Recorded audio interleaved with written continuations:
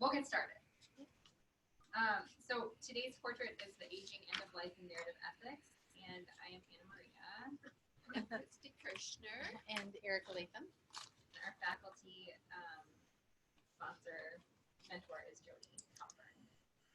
So just briefly, our agenda, we're going to go through an introduction and background for the first 10 minutes, and then we'll go through our three narratives. The first is a poem, the second one is self-portraits, and then the third is also a poem, and then we'll do our conclusion and wrap up. So this is our 75-minute teaching session, and then we'll do the second half. So our learning objectives here are to provide students with a narrative ethics framework for aging and facing end of life, and for organizing patient values and preferences at the end of life, and identifying potential ethical issues in that time. Also to help students appreciate the social, financial, existential, racial, ethnic, economic, geographic, relational, and developmental issues and contextual clues that influence decision-making in older age and at the end of life. We are going to be using a narrative humility framework to explore and appreciate the roles of trust, cultural values, meaning-making that occur in end-of-life decision-making, and also acknowledge the limits to knowing. And then also, our last objective then is to apply skills in close reading and visual thinking strategies to first-person written and visual self-portraits to develop hypotheses about the lived experience. So essentially the inner journey, questions of suffering and unmet needs, and the experience of aging and chronic disease that one might want to explore as a healthcare professional. And we will start with a summary. This is from one of the required readings, the chapter 2 from Being Mortal, called Things Fall Apart. And essentially, there's a lot in here, but what we thought was pretty powerful were these three graphs. The first one represents what a traditional lifespan was up until the advent of modern medicine and public health. So essentially, you were going along living your full, complete life, and then something happened and you died pretty quickly. So either you got an infection, there was a catastrophic event, but there wasn't really this, you kind of went from functioning at the same level you had your entire life to all of a sudden not. And so there wasn't really a period in between there. But then with the advent of modern medicine and public health, things started to look a little bit different, especially with chronic diseases. So things like lung disease, heart failure. Typically a person, and this is the second graph here, will get diagnosed with something, even cancer, and then will do pretty well, but sort of slowly decline, requiring more and more assistance to live their daily life. And so essentially the graph looks quite different, with you never regaining complete function, but sort of slowly becoming more and more dependent on either the medical system or others for assistance with daily living. And then finally, sorry to interrupt.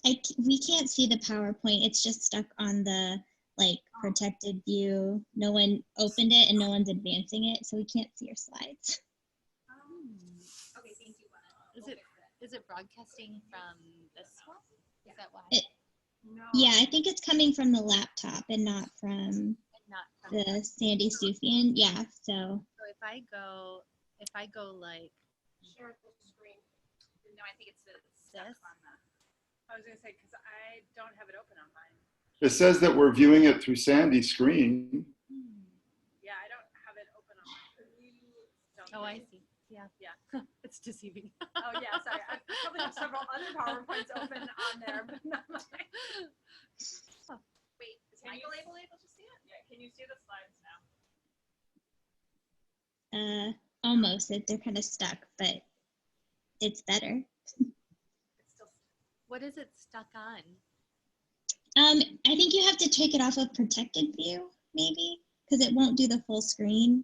I just see the editing view, I guess. Yeah, we're seeing the different slides to the left, but we're not seeing the full presentation. Yeah, that's better.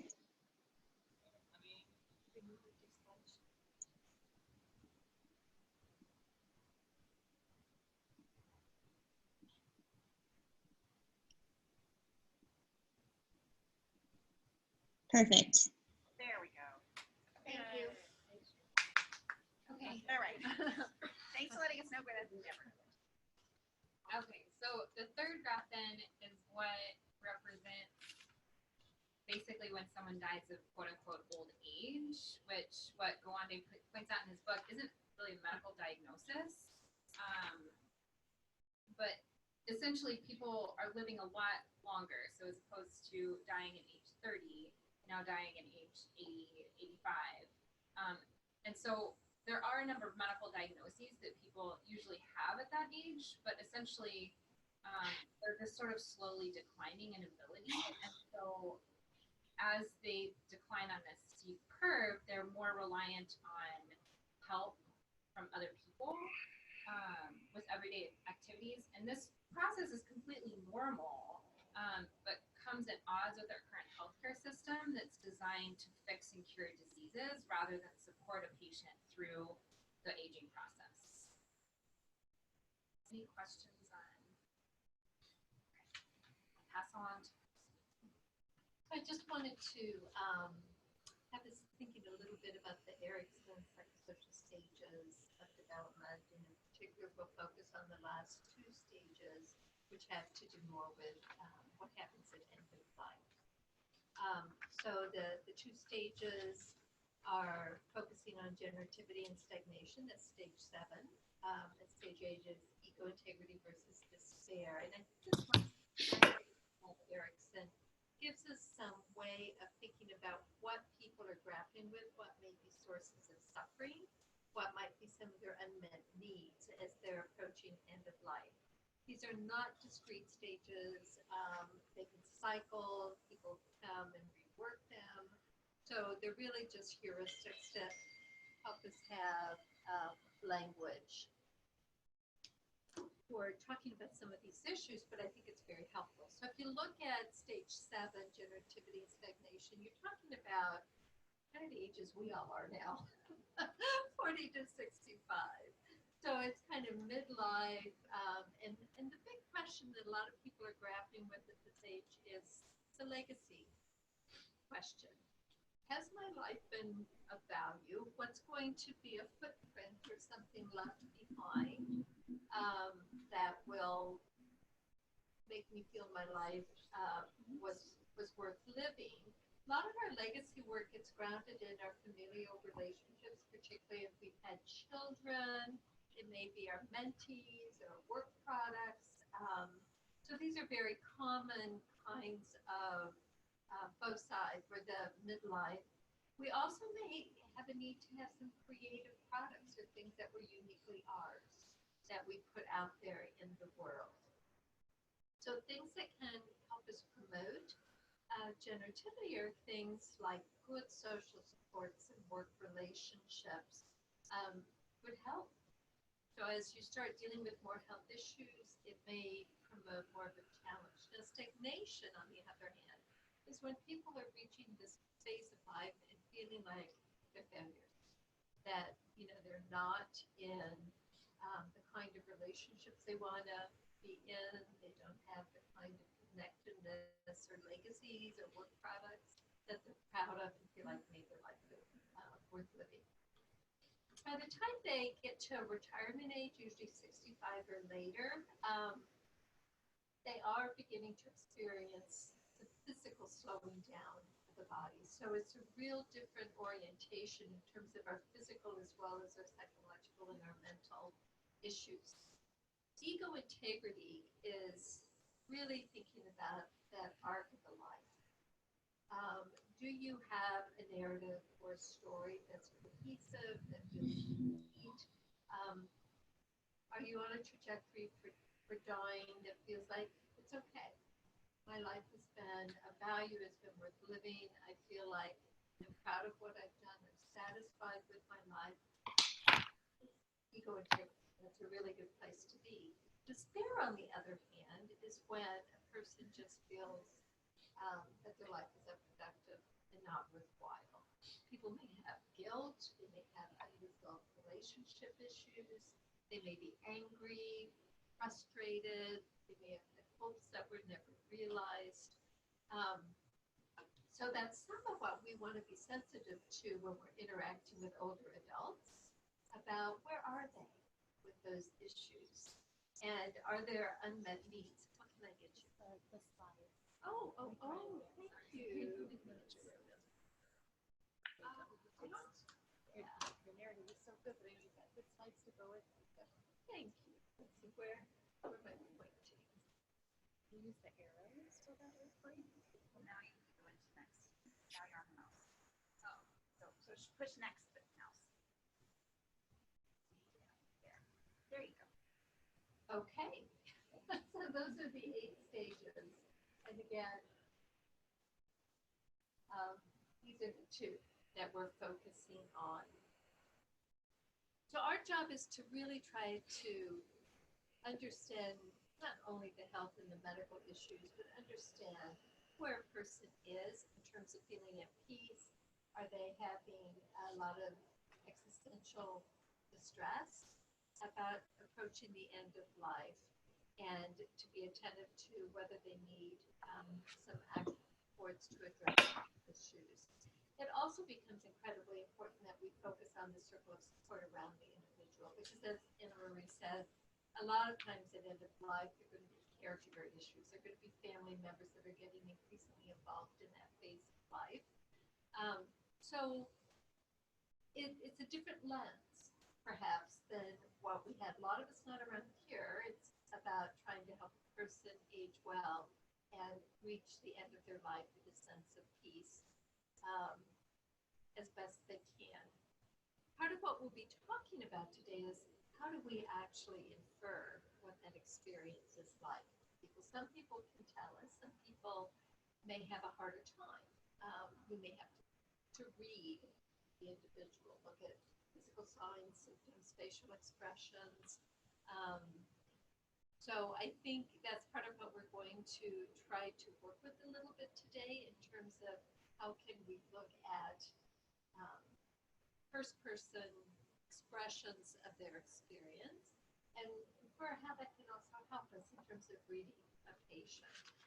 We are going to talk just a little bit about the issue of psychological projection and how we want to be very careful about projecting what we think is the experience the individual is having from actually having data to support that. So as we go through our 3 examples of first-person creative projects, we're going to be looking for data to try to help us understand and interpret or create hypotheses about what the individual is experiencing. Okay?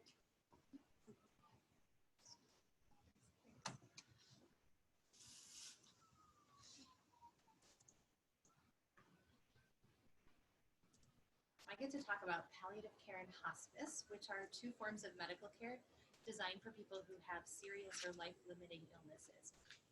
The word palliative in palliative care comes from the Latin word pallium, which means a covering. So palliative care provides an additional layer of support for people who are facing serious or life-limiting illnesses. It's a form of care that focuses on symptoms and the stress of illness, with the goal of improving quality of life for both the patient and for the family. Palliative care is provided by a specially trained team of healthcare professionals. They include doctors, nurses, and other specialists who work together with the patient's other doctors, nurses, and specialists to help with those stressors and symptoms of the serious illness. Palliative care is based on the needs of the patient, not so much on the patient's prognosis. So it can be appropriate at any stage of a patient's serious illness, and it can be provided right along with other treatment that's aimed at curing the patient's illness. Hospice, on the other hand, is a specialized form of palliative care for persons who have a condition that is terminal. It aims to help provide dying patients with the opportunity to live as well as possible for as long as possible. Hospice, like palliative care, is provided by an interdisciplinary team of professionals. And like palliative care, they aim to care for the whole person, addressing their physical, psychosocial, and spiritual distress that so often will accompany the dying person and their entire families. Hospice care addresses symptom management, coordination of care, communication, and decision-making, as well as the clarification of goals of care and quality of life concerns. Both palliative care and hospice, in their focus in caring for the whole person, provide a forum for patients to discuss and reflect on their lives and to discuss their goals of care. Palliative care and hospice professionals will generally invite the patient to include their loved ones in those discussions if they wish. This gives seriously ill and dying patients a chance to talk about what's most important to them with those who are closest to them. For patients preparing for the end of life, these conversations often involve talking with them about what gives them meaning to their lives, who they'd like to be with them in their final stages, and how they would like to spend those days. So you take a look at the image here, you'll note that palliative care and curative care can really work in tandem, and over the course of a patient's disease trajectory, palliative care may take up more or less of a proportion of their care until the point where a patient has a prognosis of 6 months or less. At that point, they would qualify for hospice care. They get more support at that point through the time of their death. And then hospice would provide them, or would provide their family members and loved ones with bereavement support after that. So thinking back to the conversations that would happen in hospice, they oftentimes are oriented toward helping patients take care of any unfinished business that they have. So whether that means setting up financial documents or advanced care planning, or even figuring out how to reconcile with an estranged family member that they'd like to resolve things with. Ira Byock is a well-known palliative care physician who's observed that there are 4 simple phrases that seem to be especially meaningful to mend interpersonal relationships and to bring emotional healing for people in general, but really especially at the end of life when they're facing impending death. Those phrases are, please forgive me, I forgive you, thank you, and I love you. Hospice professionals, in addition to supporting dying patients, also help provide support to the loved ones of patients, helping them through the dying process, letting them know what to expect, and also giving them some ideas for how to accompany their loved one during those times of particular vulnerability. And then, as mentioned, after the patient's death, then hospice would continue to provide that bereavement support to the family. So if we go to the next slide, I'll just... Can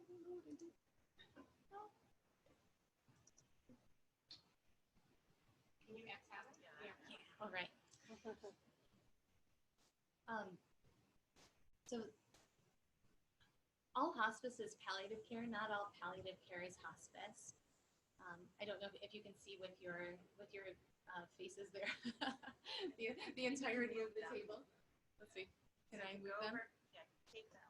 Go on top of the pictures. Uh-huh. Click them, and then I can drag you. there you go. Here we go. Yeah. So similar in that they're interdisciplinary, similar in that they're designed to care for the whole person. There's a Medicare benefit for both, although with hospice care, the individual would get more services. When somebody qualifies for hospice, they would need to have a life expectancy of 6 months or less, whereas with palliative care, somebody could qualify at any stage in the trajectory of their serious illness. When it comes to palliative care, somebody can continue to get curative treatment right along with that care. Whereas when somebody enters hospice care, they have decided to forego curative treatment of the primary diagnosis, either because they see it as too burdensome or not beneficial for them, or they've simply run out of treatment options. So then the flip side is there's an option to continue treatment for the primary diagnosis with palliative care. And with the hospice benefit, there are bereavement services available to the family.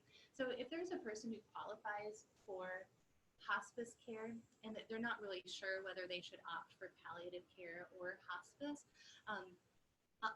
the advantages of going the hospice route are that the family would then have bereavement support, as well as additional benefits that would be covered for them during that particular time.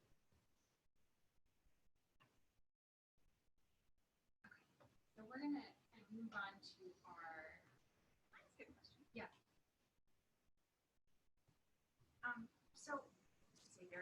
question, but I think it might be a med student question. So I'm gonna ask. Yeah.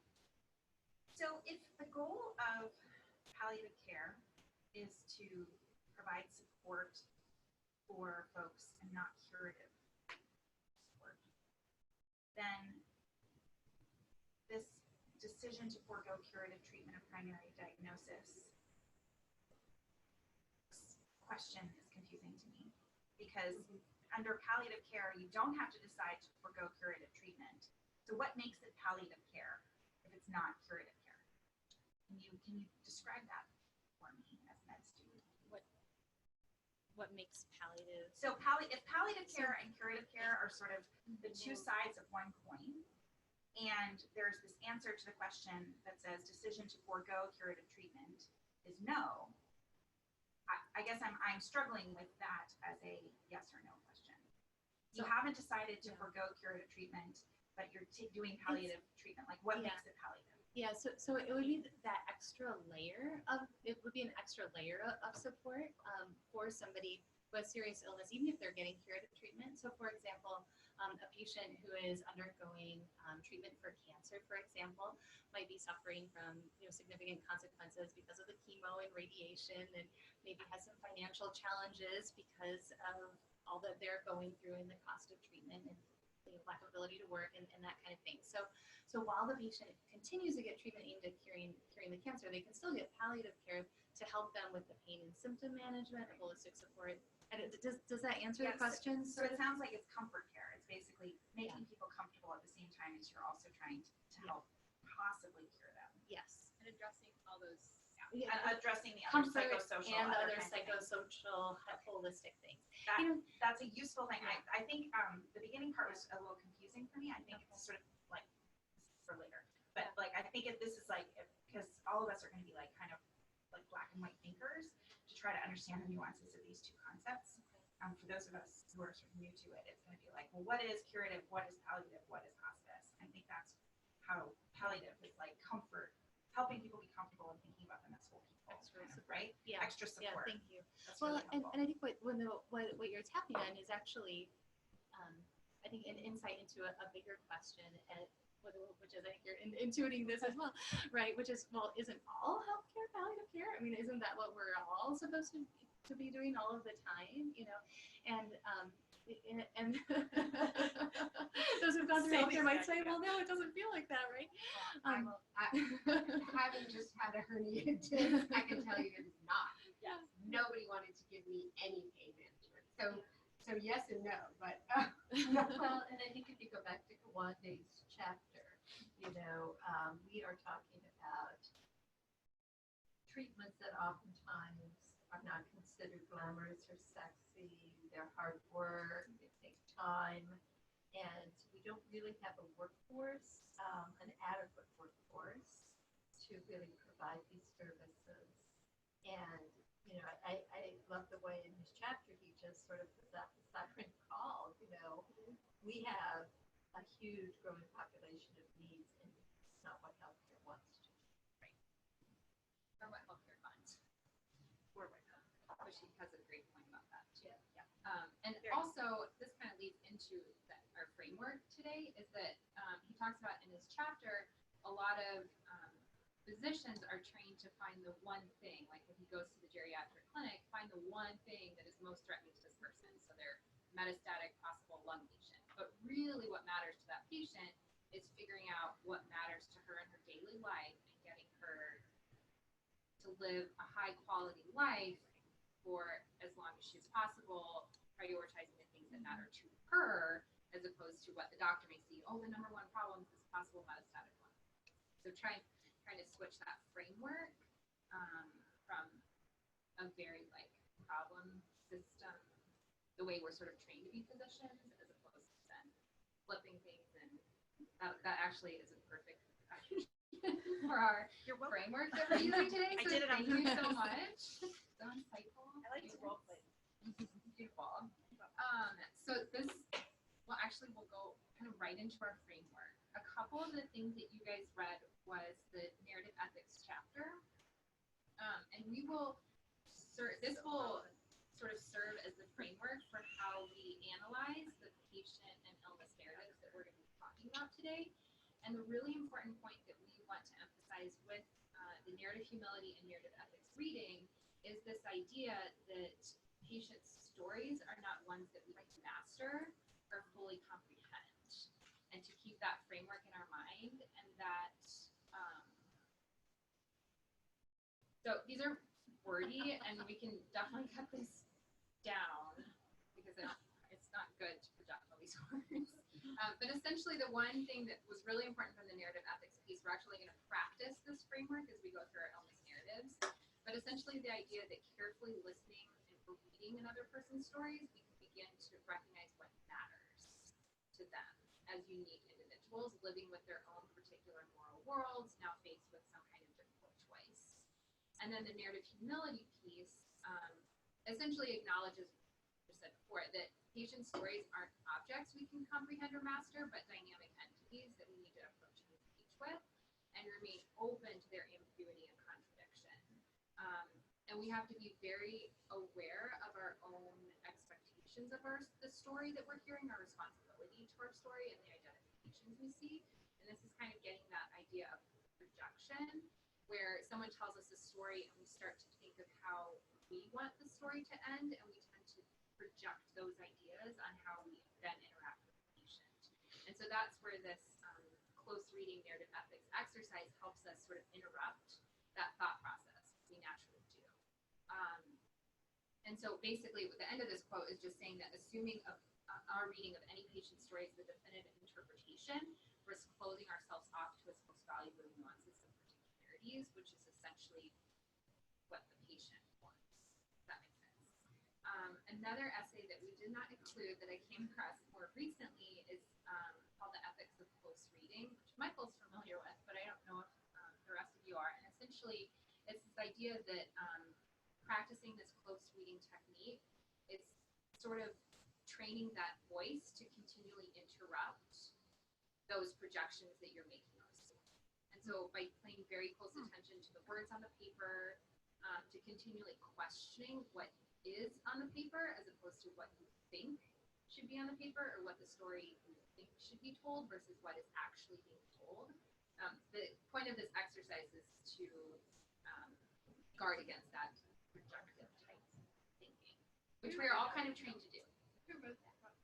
Jane Gallup, and I think I probably are going to edit and maybe put some of that, because we can talk a little bit more about that. But it's a really good essay about, it kind of gets to this idea of projection, which we've been struggling about how to, in sort of second half, but yeah, how to sort of tie all this together.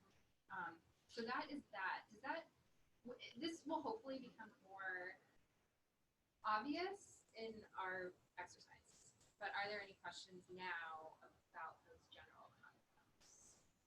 Okay. So those are the general concepts, and this is basically how we find them, how we practice them. I have a quick. Yeah. I thought another really important point of Montel, I think it's Montello's piece, Yeah, is about the mattering map, or the matter mapping, whatever she calls it. That it's about what matters, but the question is how. And that to me was really important, that sort of reframing of what to how. And the question of sort of how did you get here? And maybe the question of why did you get here? What you did. But I think that's something else to highlight when using this framework. Yeah, and she does say in that piece too, focusing, one of the things that we're going to talk about is character, and we focus on who's at the center of the tale and who's story of it, because she says some of the most damaging moral errors in medicine and bioethics happen when the physician's story replaces the patient's or families, or when a family member making some type of ethical decision replaces the patient's story with their own idea of what that should be. So by asking a different question, we can get at those important questions instead of just saying what. Good point. So what we're essentially going to do now is read this poem, and we're going to follow the framework of narrative ethics or close reading. So what I will ask all of you to do is read the poem once to yourself. It's projected on the screen here, and then we'll ask for 2 separate volunteers to read it out loud.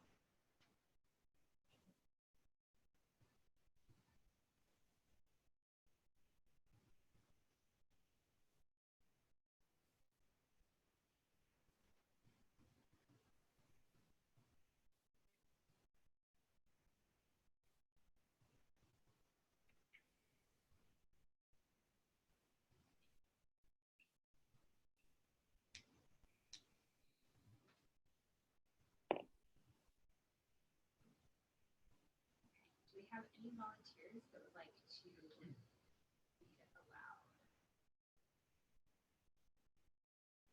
Or I can first. Yeah. You want to?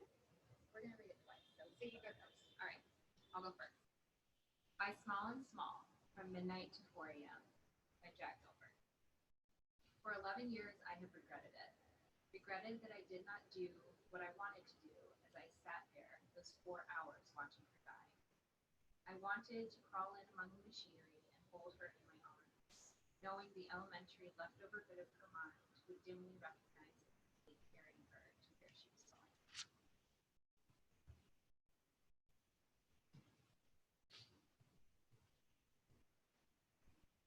For 11 years, I have regretted it. Regretted that I did not do what I wanted to do as I sat there those 4 hours watching her die. I wanted to crawl in among the machinery and hold her in my arms, knowing the elementary leftover bit of her mind would dimly recognize it was me carrying her to where she was going. Thank you. So essentially what we're going to do with this poem is construct a mattering map by asking those questions presented in the narrative ethics chapter. And we can start first, what I usually like to do before we start going through the defined questions is ask if there is anything that struck you that you want to start with. And then certainly if there are no answers, we can start going through the questions, or if you want to jump in with something that stuck out to you. I'll just say that I've been thinking a lot recently about Alzheimer's for a bunch of different reasons. I lost my grandmother to it, and I have 2 friends who are struggling with their parents going through relatively early versions of it. And I immediately went there personally. My own experience, my own doing some humility for myself. Reading this, I went there immediately. And so it was interesting to me as I was reading this, like how quickly my mind went to my own lived experience.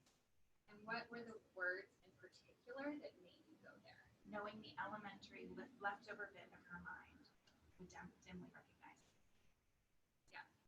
That is, deeply evocative of my grandmother.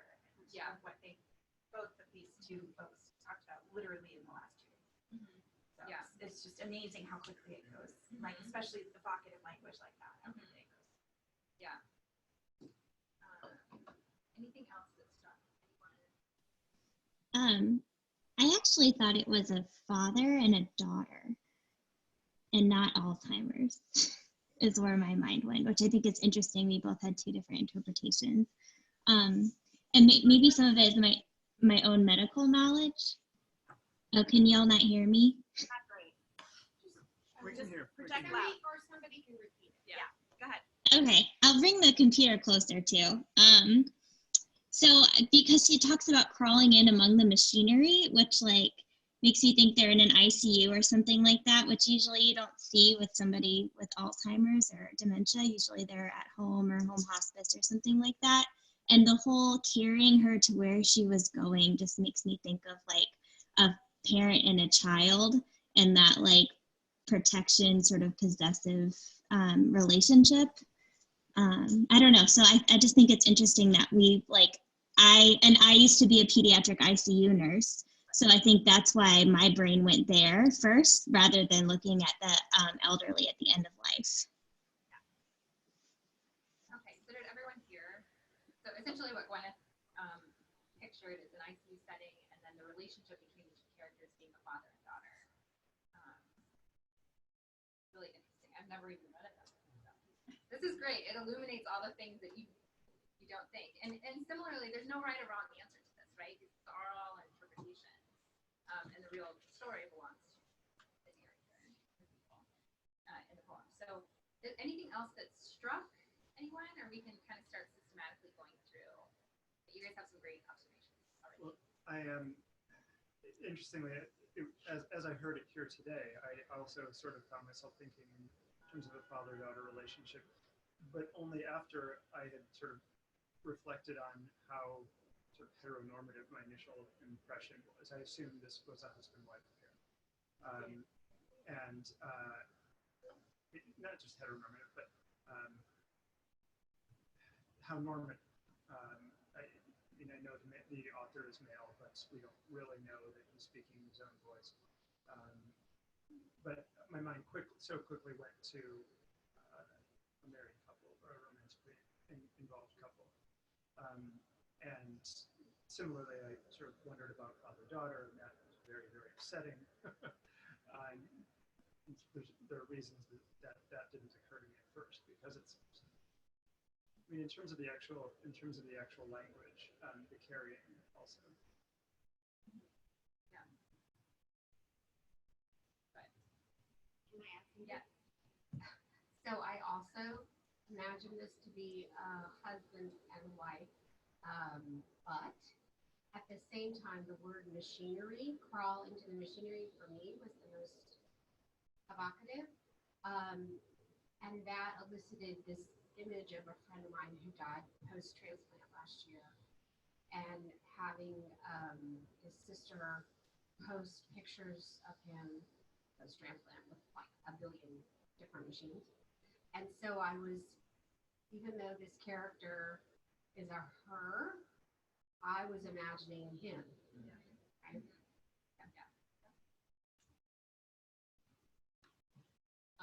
When I first read this, I immediately thought it was an old couple.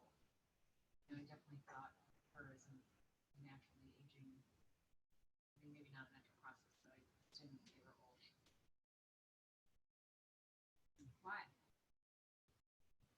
Is there something in the text that gets you there, or is it something?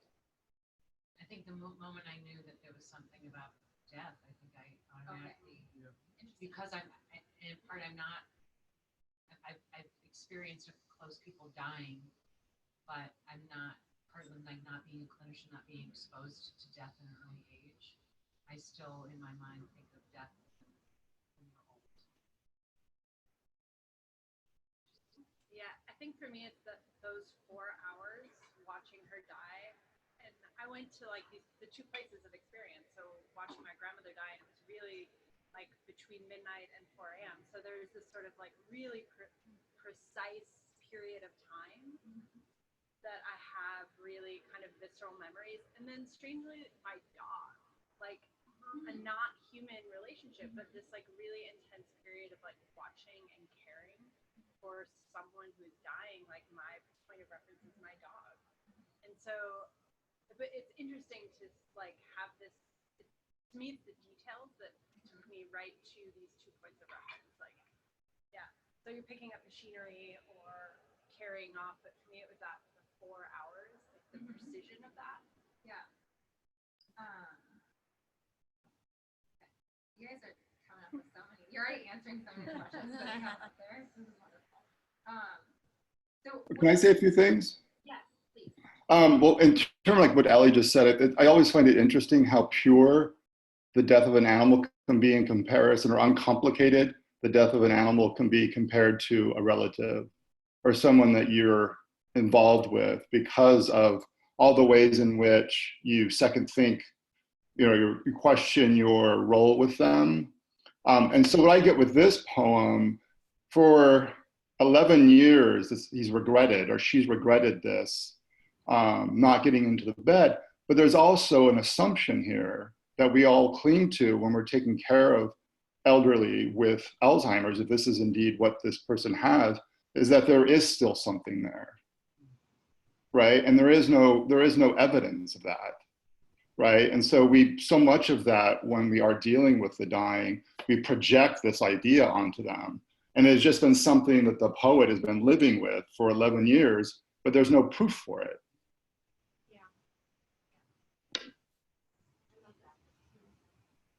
have to tell you, somebody who does trauma, I much more likely in my mind that this could have been a brain injury or an intracranial hemorrhage, to have them in the ICU again, for me, makes a traumatic death also very likely. So that's my projection. Any other? Right. So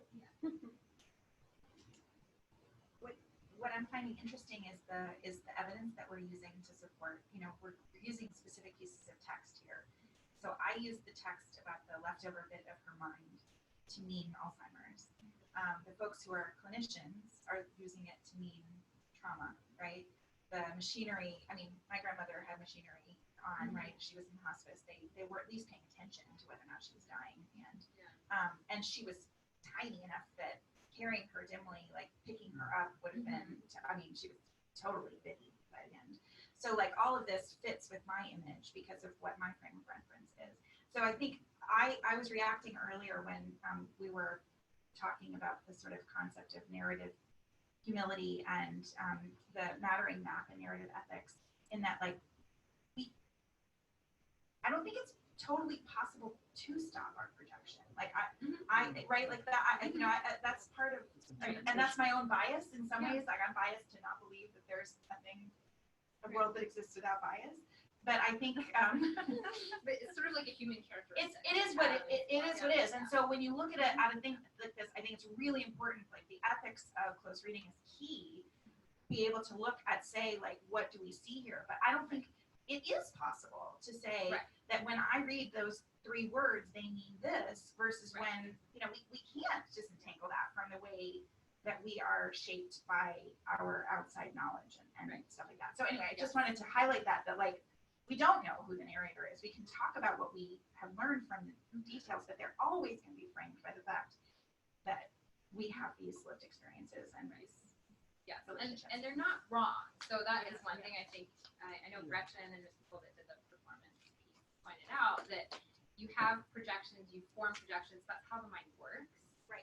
But it's not bad to have those. But what's so important about narrative ethics and narrative humility is to make ourselves aware of them, right? And so that's kind of the point that we're trying to make. We're not trying to. I try not to make students feel bad that they read something into something that's not true, but that it's sort of a nature of the human mind. But I think Does that make sense? What's really important here is the humility of it all, right? It's less about like recognizing that we have to be paying super close attention to the text, I would say, and more that like paying super close attention to the text and how we interpret it is really key, because it gives us an insight into who we are and how we read text. So that when we're talking to humans, we're aware that every time I talk to somebody who has Alzheimer's, I'm going to be reading it through the lens of my grandmother, right? Like I think because we're not able to disconnect from that lens, I guess is all I'm going to say. That's the whole concept of humility, I would say. Sandy. I just want to add one more thing, and that is the sort of form that we're reading, right? So it's not surprising that we are bringing in our own experience or projecting whatever word we want, because we want this to resonate with us. It's a reflection of the resonance of literature and poetry, I think. And, it's sort of Derridian in a way, right? That the reader is just as much a part of the text as the author of the text.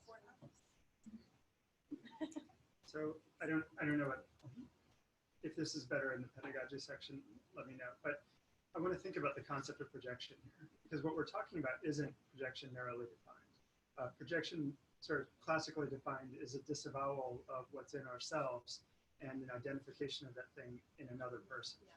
So when I'm angry at my spouse, I'll say, "Why are you so angry?" without acknowledging the anger. So if we're really talking about it as a defense mechanism, this isn't all projection. This is interpretation. This is assumption. This is meaning making. Right. So it may be worth sort of. I mean, language is slippery, right? And we all and we use the term this way, but there may be times when. Yeah. Well, I was just gonna say, I think this is part that we have recognized, we may want to discuss it more in the Okay, that's pedagogy fine. section, Yeah, because this is one area that we struggled with a little bit and getting a very clear definition. So we want to include that definition of projection in our guide and sort of answer those questions that you're bringing up. Because there is, when we talk about projection within close reading, there's a little bit different idea and background to it. But so very good point, and we should revisit it, because that's one thing that we actually have struggled with a little bit. But I think I'm probably going to wrap up just quickly because we want to transition at 3:30. Yeah. So we have 2 more recordings to get through.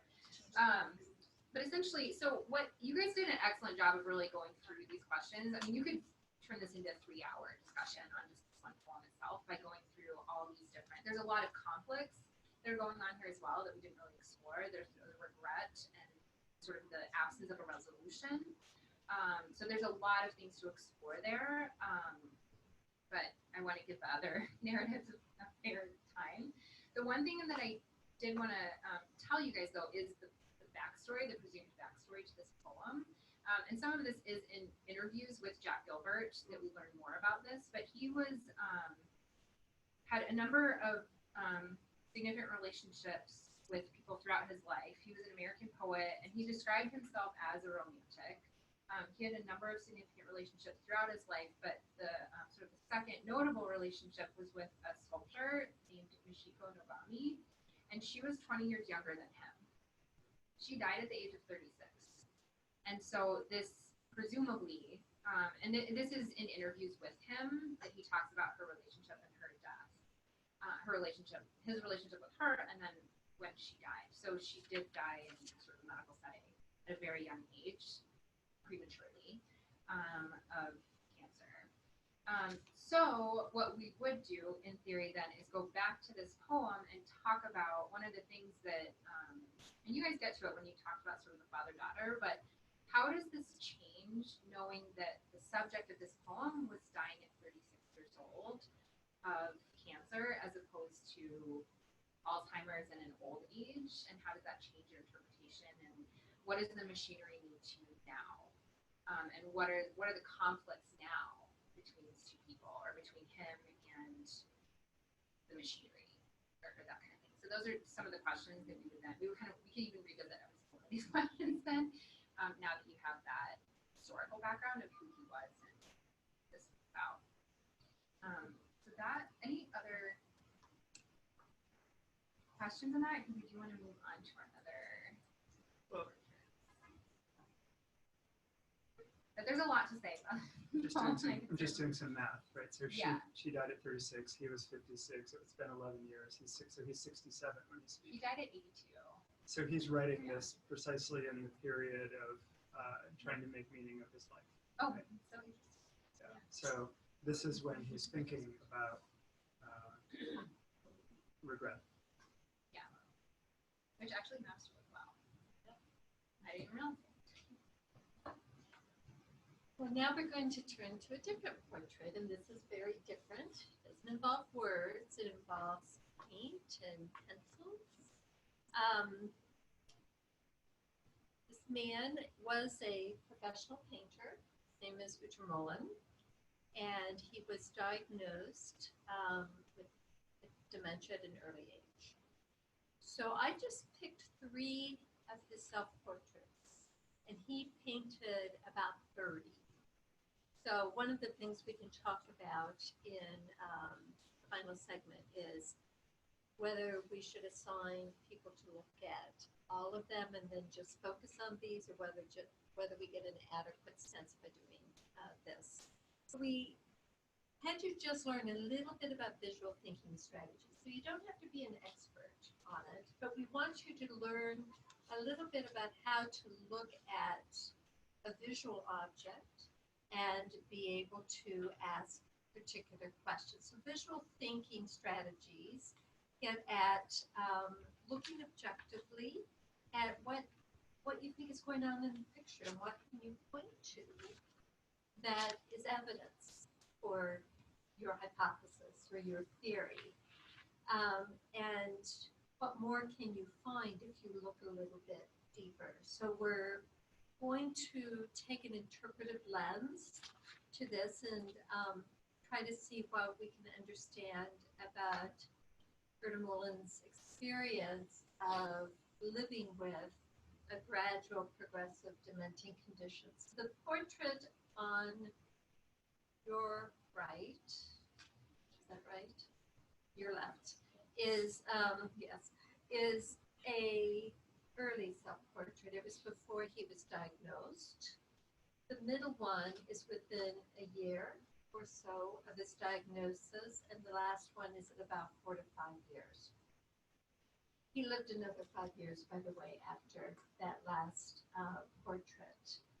So we've got two portraits, that one early in the course of the disease, one later in the course of the disease, and one where he wasn't affected yet by the Alzheimer's disease. So just take a minute to look at these, because then I'm going to have you look at them side by side, and we're just going to unpack two at a time.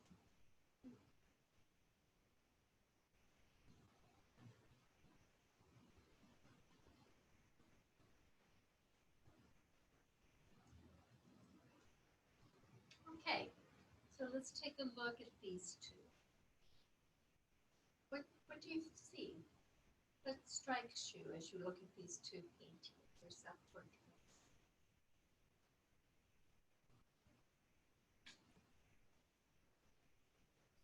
I'm thinking about the coloring. I think the yellow, to me, is a kind of a representation of illness, or something kind of coming over him. And then the contrast in terms of the amount of shading, and real focus on detail, whereas, it's almost, again, interpreting, but almost thinking about his ability to really delve into the intricacies of himself in the first one, and then the next one, it's like he doesn't go there to the same depth. And again, in reference to my father, and when he was dying of cancer, the rapidity, and this is my projection, but how disease overtakes you, and you almost become a shadow of your own self. Particularly, and so it's almost as if he just couldn't he was outside of himself at that point in the illness, and wasn't able to get into, or didn't even want to get into the depth of the shading and the contours and every aspect of himself in the same way as he did when he was well. So the yellow color is really significant here, and you're relating it to illness experience. What did you want to say, Laura? So I was actually reflecting on the fact that I don't see as much difference as I would have expected, in part because it's a almost 30-year difference in age.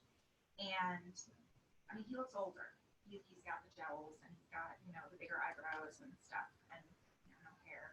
But to me, in some ways, the yellow is very noticeable, and I think there's something for sure going on there. But I'm kind of struck by the fact that it still feels like the same dude to me, like an older version of a man. And I can very, as art goes, I have seen a lot of artists sort of move without diagnosis from one state of type of art in terms of their portraits to another state without, and some of it's just in the way that they like to portray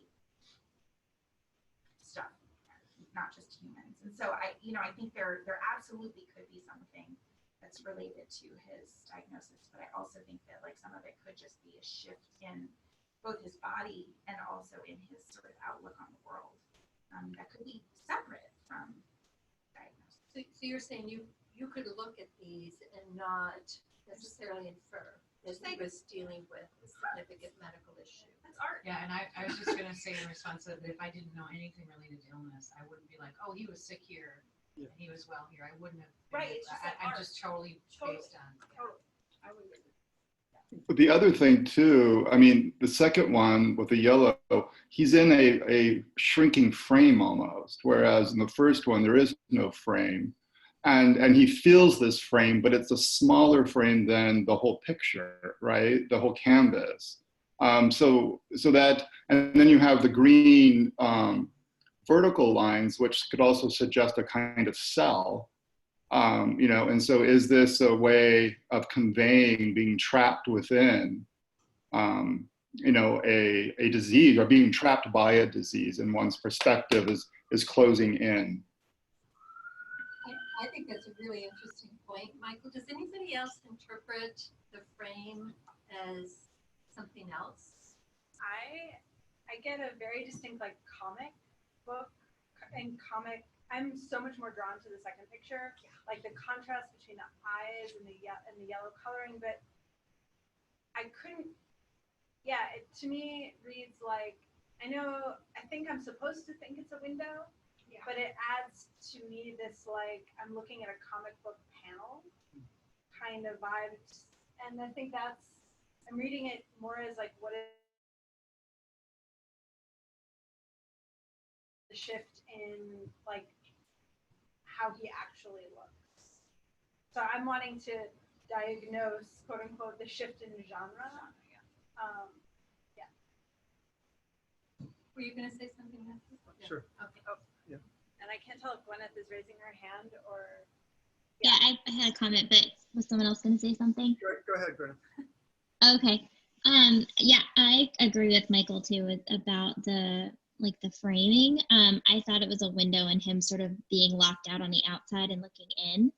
And I really focused in on his facial expressions in the two portraits. Like his first portrait, he has a very neutral expression, maybe like a little melancholy, but pretty neutral. And in this other one, he looks suspicious.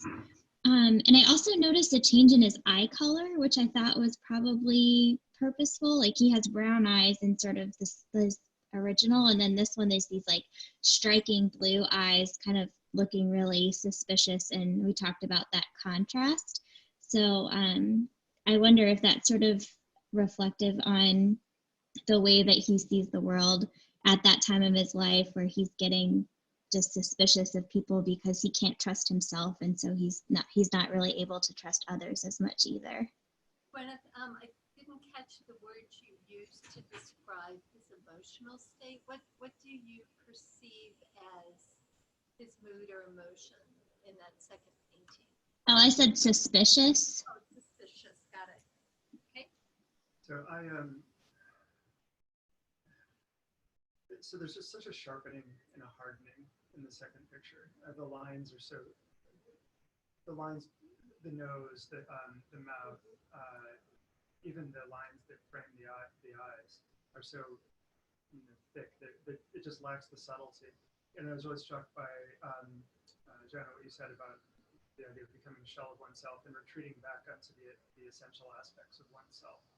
I really didn't know what to do with the color, except to note that it contrasts, it threw all of the contrasts into sharper relief. I mean, that could have been, I don't know why, I didn't know what to do with the color yellow, but the eyes are much more, they're much more the center of my attention in the second painting than in the first. And I found myself just baffled by some of the blue and red lines. I mean, this is doing something, but I just don't know what. I'm really struck by the idea of looking out versus looking in through the panel, and whether one is looking in from the outside. And it's resonant either way, but it's Wonderful. What else do people see? What else do you think is going on here? And try to infer, I mean, we use the word suspicious. Does anyone have any other adjectives to describe what they see here? Grumpy?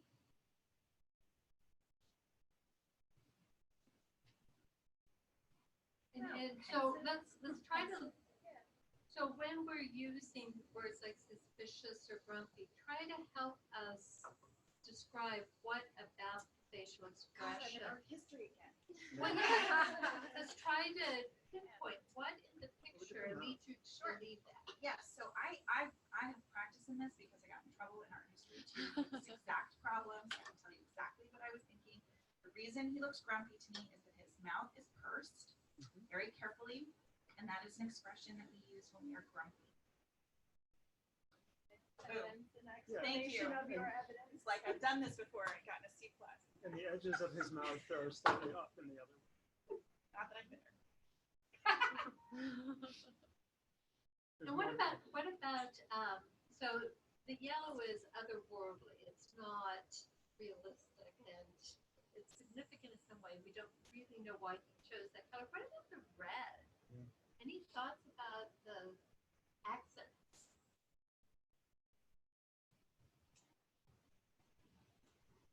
I don't have anything to add about the red, but I do, the first thing I noticed was that his posture is different. So one is at this angle and one sort of looking back or looking at something. And I don't know what to make of that, but that is something that I did notice. And it's sort of more, the second one is way more striking because of the posture to me. Sorry, I'm not answering your question. No, about the that's red. okay, and let's stick with that line of thought. So folks kind of already said this, but if you looked at these two self-portraits, would everyone agree that they would identify it as the same person? Would anyone say not sure? I mean, had you not prefaced it that it is the same person or the same author or artist, I don't think I would have. I think that the style is different, the genre is different. I think I would be looking really hard for evidence of the sameness. So if I tell you that it's the same person, what would you turn to be able to tell a narrative about the sequence in time, what's occurred in the intervening period? I actually would have placed the image to the right. I mean, maybe not. Now that I'm like, I think it would not be self-evident to me when it was painted. Right. But if But it's the same person. if you He's say it's older. the same person, he is older, yeah. But the What, image, how do like you know he's older? the hair loss, A lot of people shave their hair. right? That's true. Have it on the Jowls, side. the jowls. Jowls, yeah. But it has this, I think for me, that genre difference has this like more juvenile, more playful. Like I read that as this kind of more playfulness and the like kind of etching out or the blurring out as evidence of genre and not aging. I don't know. What about the facial asymmetry?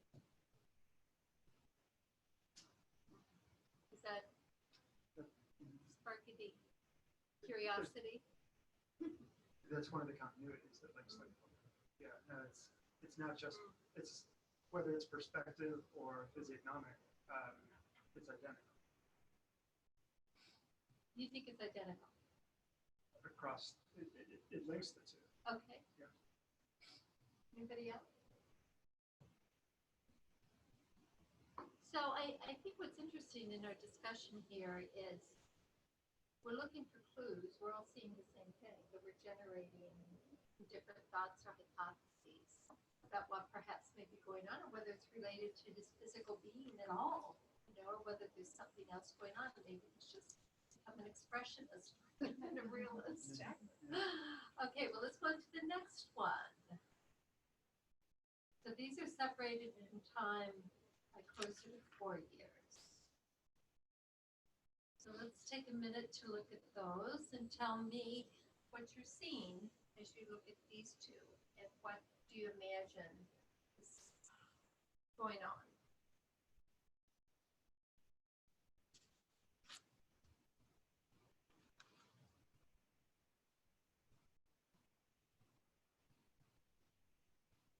Honestly, all I see is like a limp penis. I'm sorry. It's like the first thing. It's all I just, and I'm So where do you see that? it's just like, it's just like the whole thing. Right? Now I It's see it. Now I see it. I Okay. mean, I got it. and then I'm like, and I'm trying to get beyond that to see everything else. The head. What is it you see? I didn't hear the word. He sees a I just wanted to keep things, you know, make sure everybody's still. See? Yeah. But there's two holes there. So what do you think that is? Well, I think that's, Maybe he does. Oh. I don't know. So I didn't see a lip penis. I saw nose holes. I saw nostrils. But what I was still struck on, because I was still thinking about the last question you asked about, you know, would I have recognized the same artist, was I think if you had put like a whole row of paintings in front of me by a whole bunch of different people, and you said which of the two of these was painted by the same person, I think I could have recognized it, because there's a lot of similarities in like style. Like the nose is the same in the other two pictures, and like some of the pencil strokes and stuff like that. What's interesting on this one is that even, you know, the face is gone here. Like it's actually pretty disturbing when you try to think of it as a face, I think.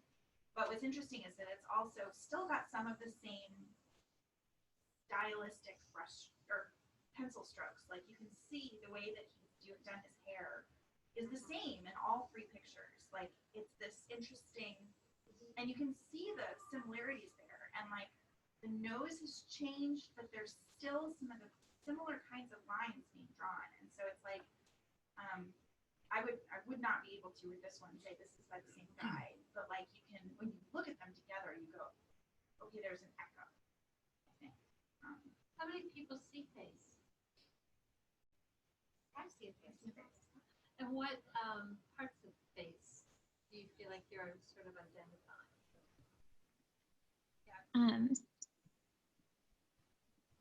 I agree with Laura as far as like the nose being central.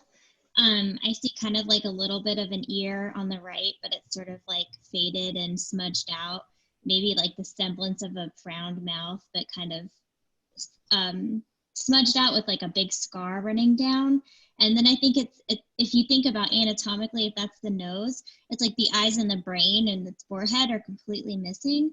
So if you think about like this as an analogy for his progressive disease, you know, the sense of smell is retained because it's pretty simple. It goes right to your brain, and you know, you don't really lose that, and it's really tied to memory. So that, I don't know a whole lot about Alzheimer's, but knowing that would make me think that that's something that people retain, like sense and memories attached to sense. So maybe that's kind of like one of the main holds that he has on who he is that sense of smell, and like everything else is gone. Like he's getting old, he can't hear things, nothing he hears makes sense, nothing he says makes sense. Maybe his taste is gone, he can't trust his eyes, nothing he thinks makes sense. So they didn't really make it into the picture because all he can, like the only part of his world that makes sense to him is his smell.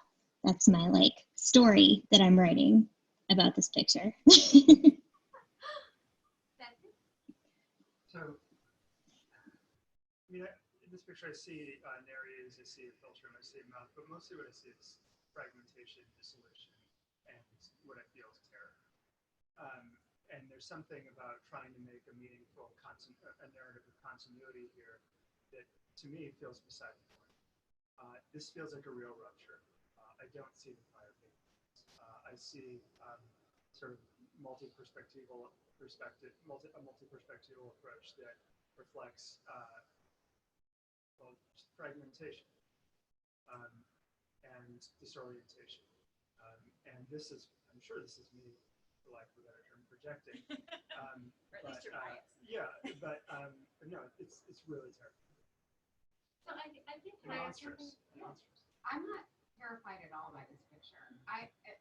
To me, what I think of is I was trying to put myself in the shoes, in terms of like, if I were in that position and I were drawing this, this is to me how he is viewing himself. And to us, it's distorted. But to him, it's not distorted. This is how he sees, you know, how he's drawing himself, if in fact it's a self-portrait, right? So, yeah, to me, it's not disturbing. You're bringing up a question here, and I'm moving kind of quickly, so we're going to have to keep going, but I think that one of the things that's really interesting is this issue of tear fragmentation, and it's that his inner experience, and how would we know that? Or is there perhaps an alternative sort of idea here that this helps him maintain some sense of continuity, because drawing is what he does, or painting is what he does, and that there's something comforting. Could the way he's actually seen himself or putting things on paper actually be a product of his brain disease, or is it reflective, of his inner mood state? So the fact that these have been so powerful for people to look at, I think as we develop hypotheses or we react to them or we try to interpret what do these things mean, how would you try then, if it's for your patient or somebody that you were working with, or a family member, or somebody you know, what would be other ways that you would try to get into that interiority and figure out whether he's okay, whether he's not okay, whether he's got some unmet needs?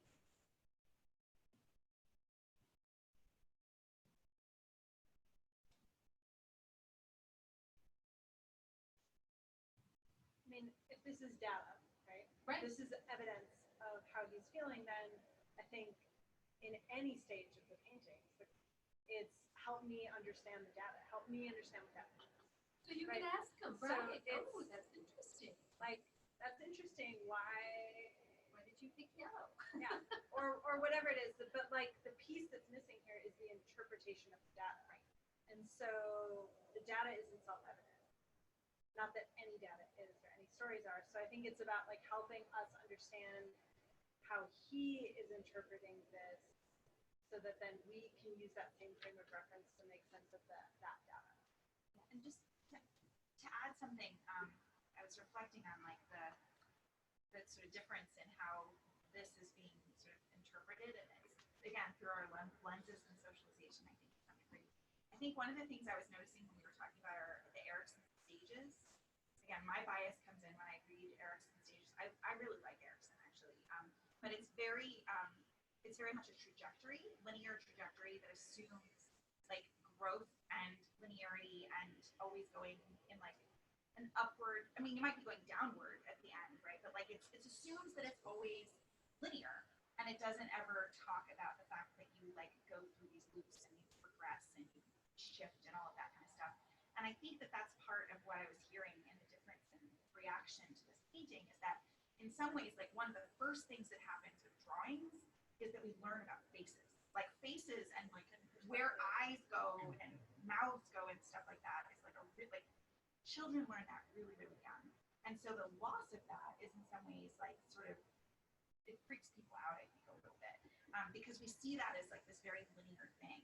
But for him, it may not be a bad thing. It may not be reflective of that. Or it may be therapeutic. Or it may be therapeutic, or it may be a sign of a bad thing. But so I think it's interesting that again, our lenses make us think we're expecting this growth trajectory, we're expecting this shift, and so we have to sort of shift our lens and say, okay, well, what does it mean for this particular person? Yeah.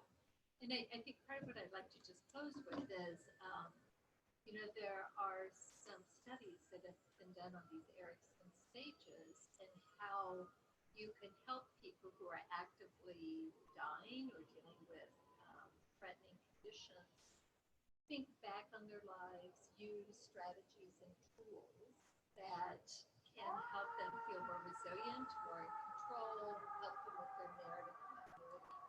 So I think that that's part of what's interesting is, when people gravitate towards creative expressions that are part of who they are, how can we encourage them, help them, use them as tools to discuss, what they're feeling and experience, what's the relationship to loved ones. One of the interesting things has been a psychoanalyst who's looked at a lot of these paintings and talked about, how alone he is in the later paintings, whereas the series he was doing before was very much in relationship. So I think, the self-management strategies, even when you've got a progressive neurodegenerative condition are things that we can still use to help the person navigate that phase and feel some sense of control, mastery, continuity, even in the midst of a difficult disease.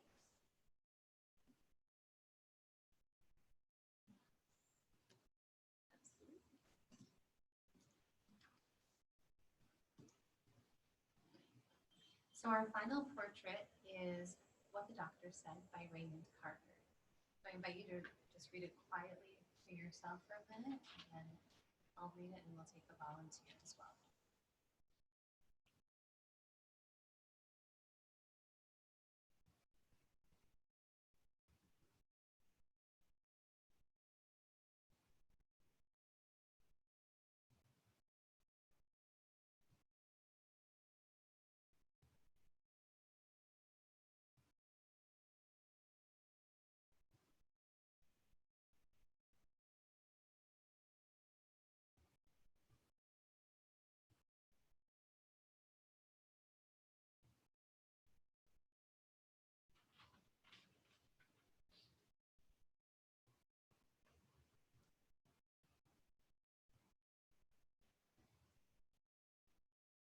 I'll read it through once.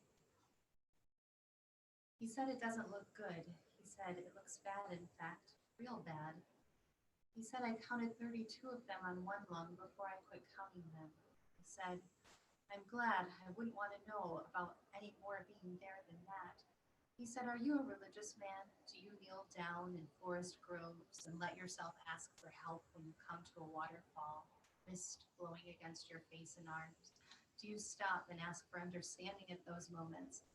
I said, not yet, but I intend to start today. He said, I'm real sorry, he said. I wish I had some other kind of news to give you. I said, amen. And he said something else I didn't quite catch. And not knowing what else to do and not wanting him to have to repeat it and me to have to fully digest it, I just looked at him for a minute. And he looked back. It was then I jumped up and shook hands with this man who'd just given me something no one else on earth had ever given me. I may have even thanked him. Habit being so strong.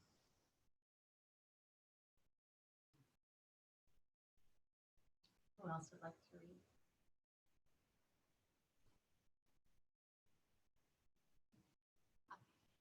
Hard one. The punctuation sucks. That's why I would do it. It's tough. I know, babe. I know. It's hard. That's why I would do it, except it's challenging. There literally is no punctuation. There literally is no punctuation. He said it doesn't look good. He said it looks bad, in fact, real bad. He said I counted 32 of them on one lung before I quit counting them. He said I'm glad. I wouldn't want to know about any more being there than that. He said, are you a religious man? Do you kneel down in forest groves and let yourself ask for help when you come to a waterfall, mist blowing against your face and arms? Do you stop and ask for understanding at those moments? I said, not yet, but I intend to start today. He said, I'm real sorry. He said, I wish I had some other kind of news to give you. I said, amen. And he said something else I didn't catch. And not knowing what else to do and not wanting him to have to repeat it, me to have to fully digest it, I just looked at him for a minute. And he looked back. It was then I jumped up and shook hands with this man who'd just given me something no one else on earth had ever given me. I may even have thanked him, habit being so strong.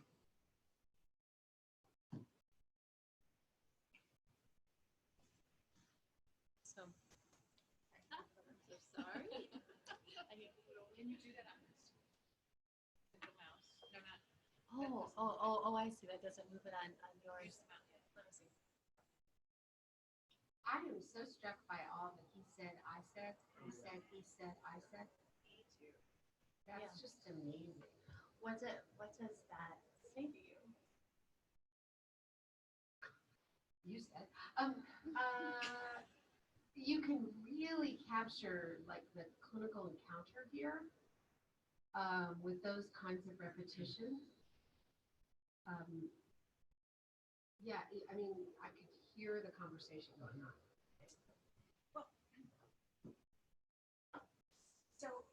it's called What the Doctor Said, and it feels to me like he's very aware of the. I am imagining this through my own lens, but it felt to me like the those kinds of conversations where you're paying attention to the conversation as opposed to content. Like it's like where you're out of body and you're paying attention to the back and forth. It's a little bit like my seizures actually. It's literally what my seizures are like. But it's like that, like where you go back and you're almost outside of your body and watching the conversation, and that's it. That style, like he said, I said, makes it about the conversation piece as opposed to focusing on this really difficult content of 32 on one long. I got that too. Yeah. No, it's just And it was all the says that brought you. So there's a real difference in hearing it aloud than reading it. I didn't even sort of hear the he says, I says when I read it to myself. But once it was up on the screen, and particularly once it was read aloud, so obvious, and it just highlights the parts where they're not there. So the nature scene early on and the resolution later, there's none of that, and there's sort of emotional continuity in those sections, and you take something away from it. It has a different kind of impact. But it's just really masterful in terms of craft. And I find myself thinking of the notes I write where I have to go back and remove patient sets in order to make it a coherent narrative. And then, sorry, really focusing, but the other piece that's really about that makes me notice how much he's not focused on what's being said is the fact that he misses what's being said, right? And so there's this section where it's like he's really having difficulty even paying attention and he doesn't want to ask. It's like there's really bad news being said and he knows is bad stuff just got said and I don't want to focus on it. And so it's very, like you said, it's masterfully done of the like evocative emotion of I'm hearing really bad stuff and I can't focus on it. All I know is just back and forth, negative. And I didn't want to ask him again, but I know something else bad happened. So, what do you think about this whole forest groves and waterfalls and this blowing against your face?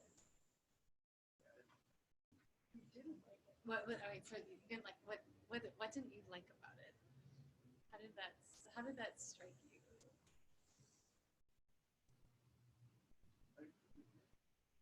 So it just felt sentimental and escapist. Awkward? I actually thought the escapist was the point. Like, to me, it took this, like, we are now wandering. Like, it sets up the, like, are you a religious man? Do you kneel down? Like, that phrase has an almost implicit, like, do you kneel down and pray to, right? Like, there's something that we expect to follow from that, and then we end up in the forest, and we're like, you're disoriented. And I think it creates a sense of disorientation that this whole exchange is trying to kind of mimic in the reader. So he says I'm in. yeah.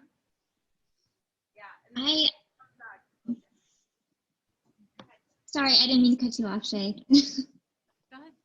Yeah, go ahead. I love this. I feel like this poem is like revenge of the patient almost, because I think it's like when so as a nurse, I often come in after the doctor leaves, after these patients have just been given these life-altering news, and then have the job of like unpacking everything that the physician just said and like giving them time to process and ask questions. And so I see this, and this is what I imagine happens to a patient's brain when they're just given devastated news, and me trying to read this poem with no punctuation, no guidance on the form or the cadence, like it seems like it's how patients try to process information from us as clinicians, and this mind wandering in the middle is like how they get fixated in something and they lose their track of mind, and before they know it, the physician's already moved on to the next thing and they don't know what they said, but they don't feel comfortable asking questions, and it's just this rambling sort of form. And so I was really struck more by the form and how it was written.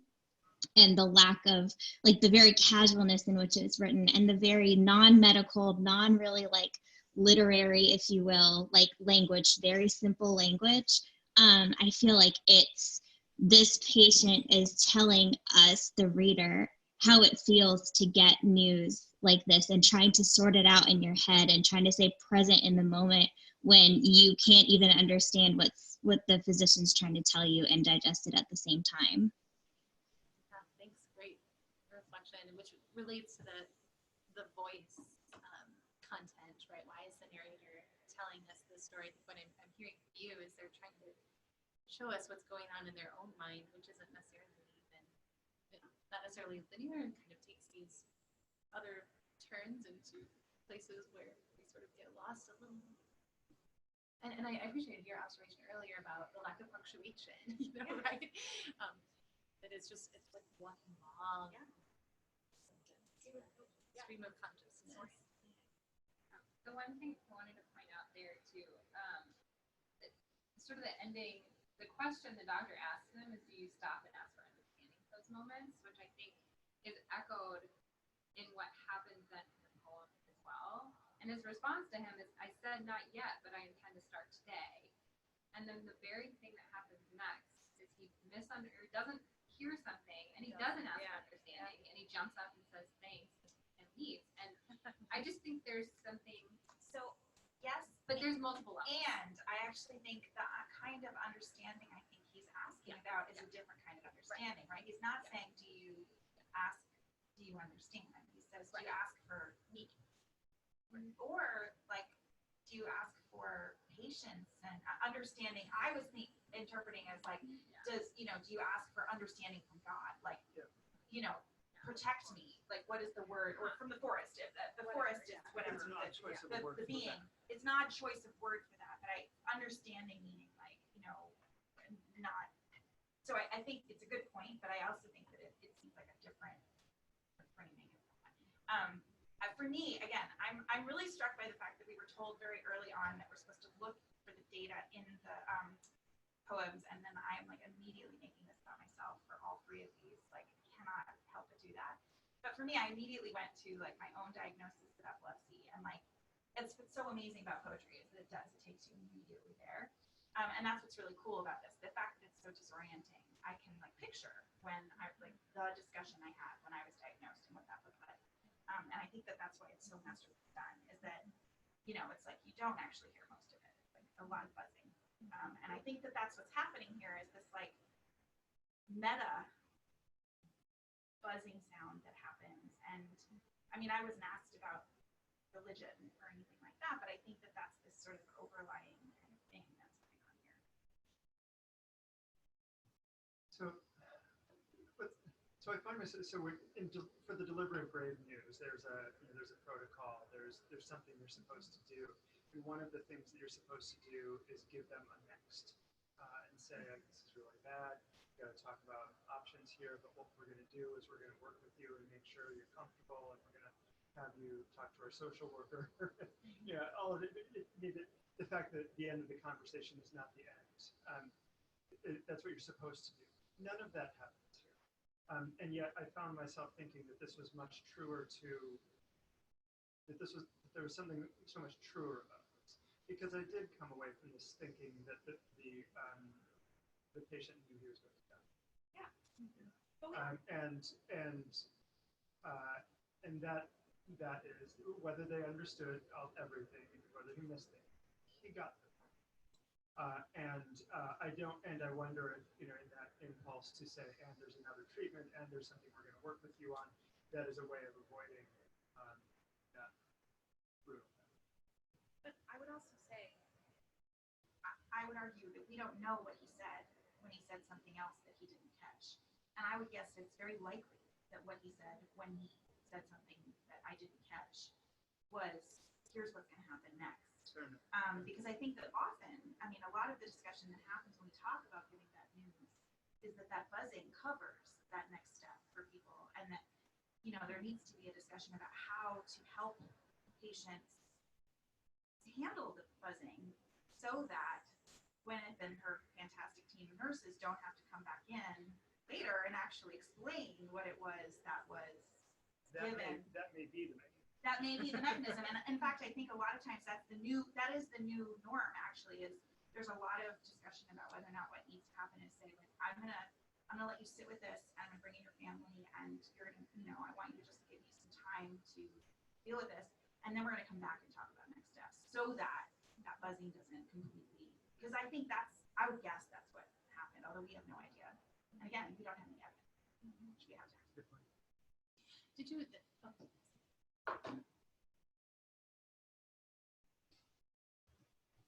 So two things. I'm struck by what Laura just said, because I'm doing this project on co-production, and what Matthew and Laura just said is it's so doctor directed, that conversation. There is no room for it to be patient directed, even though it's about their death. I mean, I think this is like an opportunity to unpack that, right? So, and the cadence of this poem kind of gets to that. It's so doctor directed. And I think, when he gets up and just jumps up, the jumping really struck me, because it felt like he just can't take it, and he has to just leave. He has to just get out of there, right? But yeah, I think this is getting at a problematic dynamic that goes on in every clinical encounter, basically, but particularly in this one, when there's like a protocol and it's so doctor directed. Well, interestingly, the protocol, if this were the protocol, this would be picking up halfway through, because the protocol is to begin with eliciting patient perspectives and how much they want to know and what's their understanding of the situation so far. So there's a sense in which this is handled badly, right? This is just the doctor beginning with, here's some bad news, but it's the sort of spikes model of setting. You're supposed to ask, well, how much information do you want, and what's your understanding of where we are, and then go to the news, and assess feedback. So you're right. This I think is probably much more common than the model, but There is a model out there that provides. Yeah, there is a model out there that provides an alternative way to do it. And I want to pick up on something you said, just observing that he kind of abruptly gets up, right? And what that means. I heard you say it's like he just couldn't take it anymore. I wonder in that, if that is his chance to achieve some sense of control of things, right? That he perhaps doesn't know what to say back, right? But at least I can get a hold of myself and move this conversation along, or end the conversation. I don't know. What did you all make of that? It's interesting because I read right over the jumped up, and I was so focused on shook hands with this man who just given me something nobody else on earth had given me. Like, that's a right. Like, I guess I'm going straight to the sort of like expected like script. Like, to say that somebody gave you something no one else on earth had given you, like, that's something you say about someone who's given you something precious. And this is not a precious moment. Or is it, right? Like, there's a level of ambivalence there that I don't quite know what to make sense of, other than what it does. It further destabilizes what you think is happening here, or that, like, the expectation of that story or that exchange. It's all of it. Like, I thanked him, but then habit, like that last line, habit being so strong, is for me this way of pointing out, like, so much of this is culturally scripted, and so there's this kind of like push and pull in the poem for me about like the cultural script of this. He said it didn't look good. Like, all of that is so common narratively for how this exchange is supposed to go, and then it gets undermined and played with, and yeah, there's like this dance happening. I wonder what Michael. Hi. Well, I think the thing that is most, I keep going back to, is the doctor saying he quit counting, right? And so, can you hear me okay? Yeah. Okay. And so it's almost at that point, it's kind of like, you're a hopeless cause, right? And so he's, of course, the narrator is saying, I've been spared knowing just how bad it is. But there is this quitting that the doctor gives the patient right out of the gate that I think is really a little disconcerting and kind of problematic. If we're looking at this as this kind of dance between the clinician and the patient. I'm just going to throw in here that we haven't really talked about voice and who is the narrator, which I think is really interesting because we're also all assuming it's fine. But who do we think the narrator is? How old? You know, what do we imagine about them?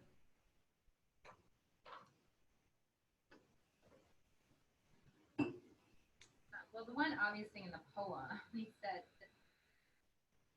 he said, are you a religious man? And you kneel down.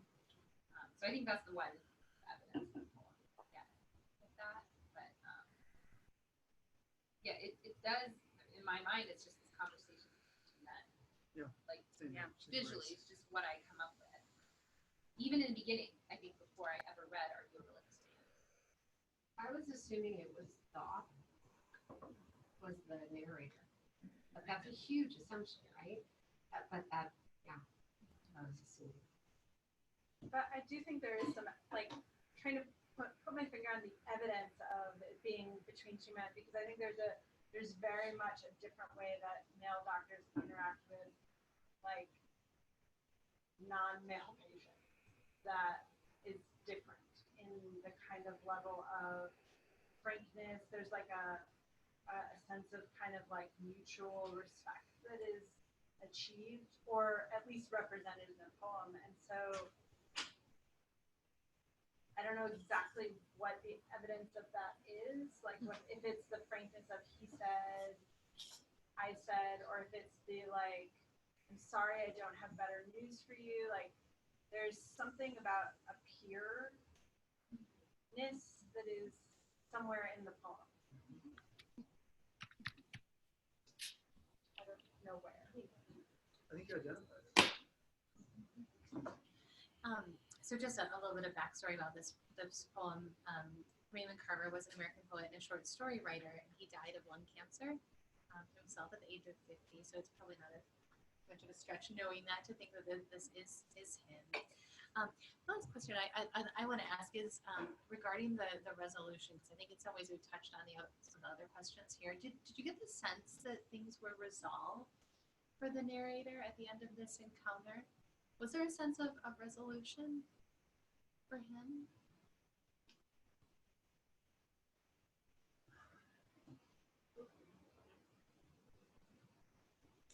Well, yeah. Well, that's, I guess, what I think I was trying to get at before. Yeah, I think there's some finality here. Is it psychologically? Yeah, I think he just got news that he's going to die, and it's going to continue.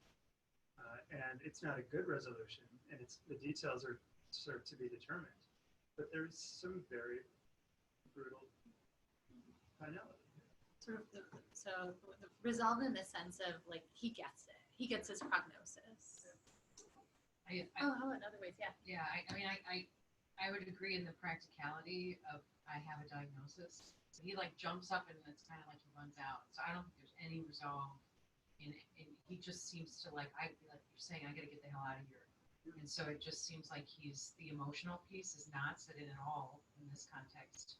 And he's removed himself almost emotionally, and there's the diagnosis. I'm leaving it behind when I close the door and I'm out of here. So I feel like that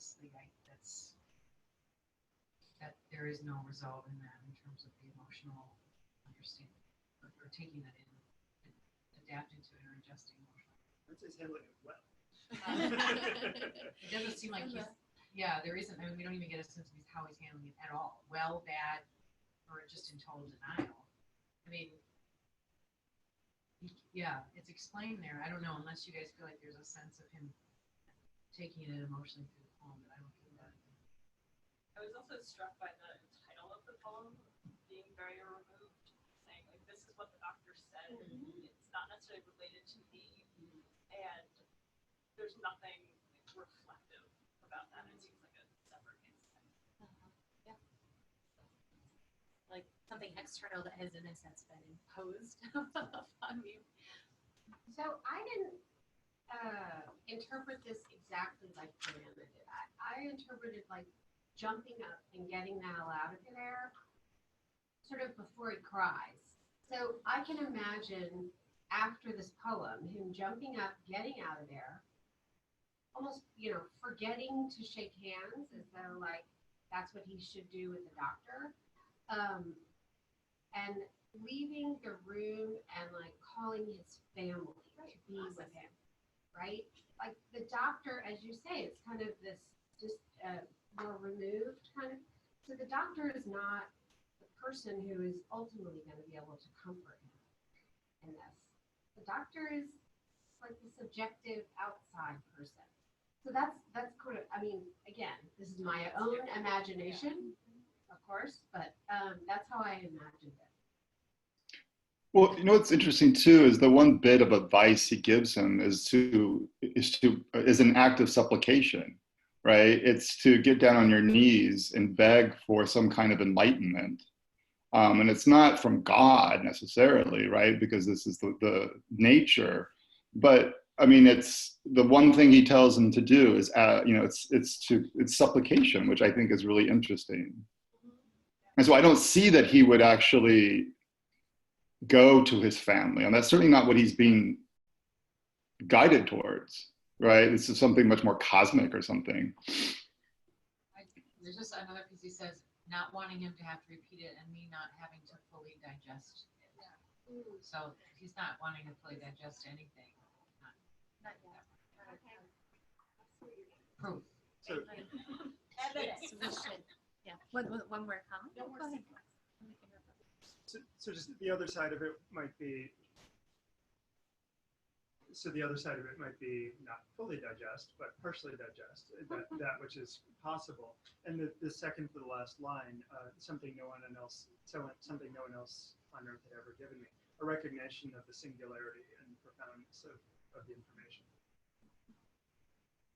So, as opposed to a clinical ethics case, sort of structure and narrative ethics takes a lot more interest, not so much in solving the problem, but or even resolving the dilemma, but focusing more on just resolving the story and helping someone solve their story.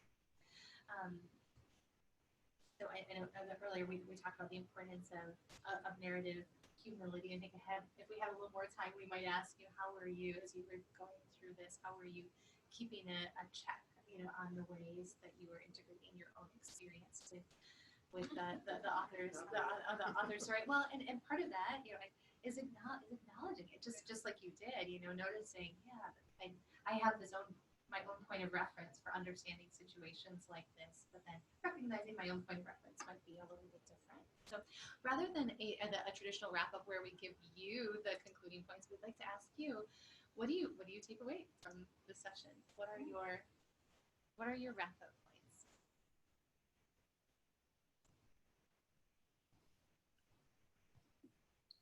May I ask for a restroom break real quick?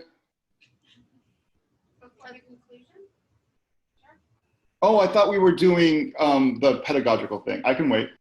Not quite yet. Yep.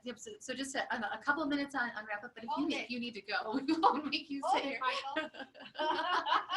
So what do you think are the biggest takeaways from today's session? I think one of the most obvious ones to me was just that there are many sides to every story. I think in all three of the narrative examples, especially when you're talking about things like end of life, and there's such an entanglement of personal experience and the experience of your families. There's so many different ways that you can look at these stories, and that it's really important for us to try to understand the patient's perspective as much as possible and honor that perspective. So a big takeaway for me was how much in all three of these, I don't know if this was the goal of the session, but how much we were able to find evidence for our perspectives in multiple different spaces. So, and in fact, you know, we really were able to, with close reading in all three examples, sort of find the evidence for our different analytic explanations. And that I think all of them, I think we were all able to articulate how they were, what ways our own identities had shaped our, you know, understanding of the poem or the picture or the poem.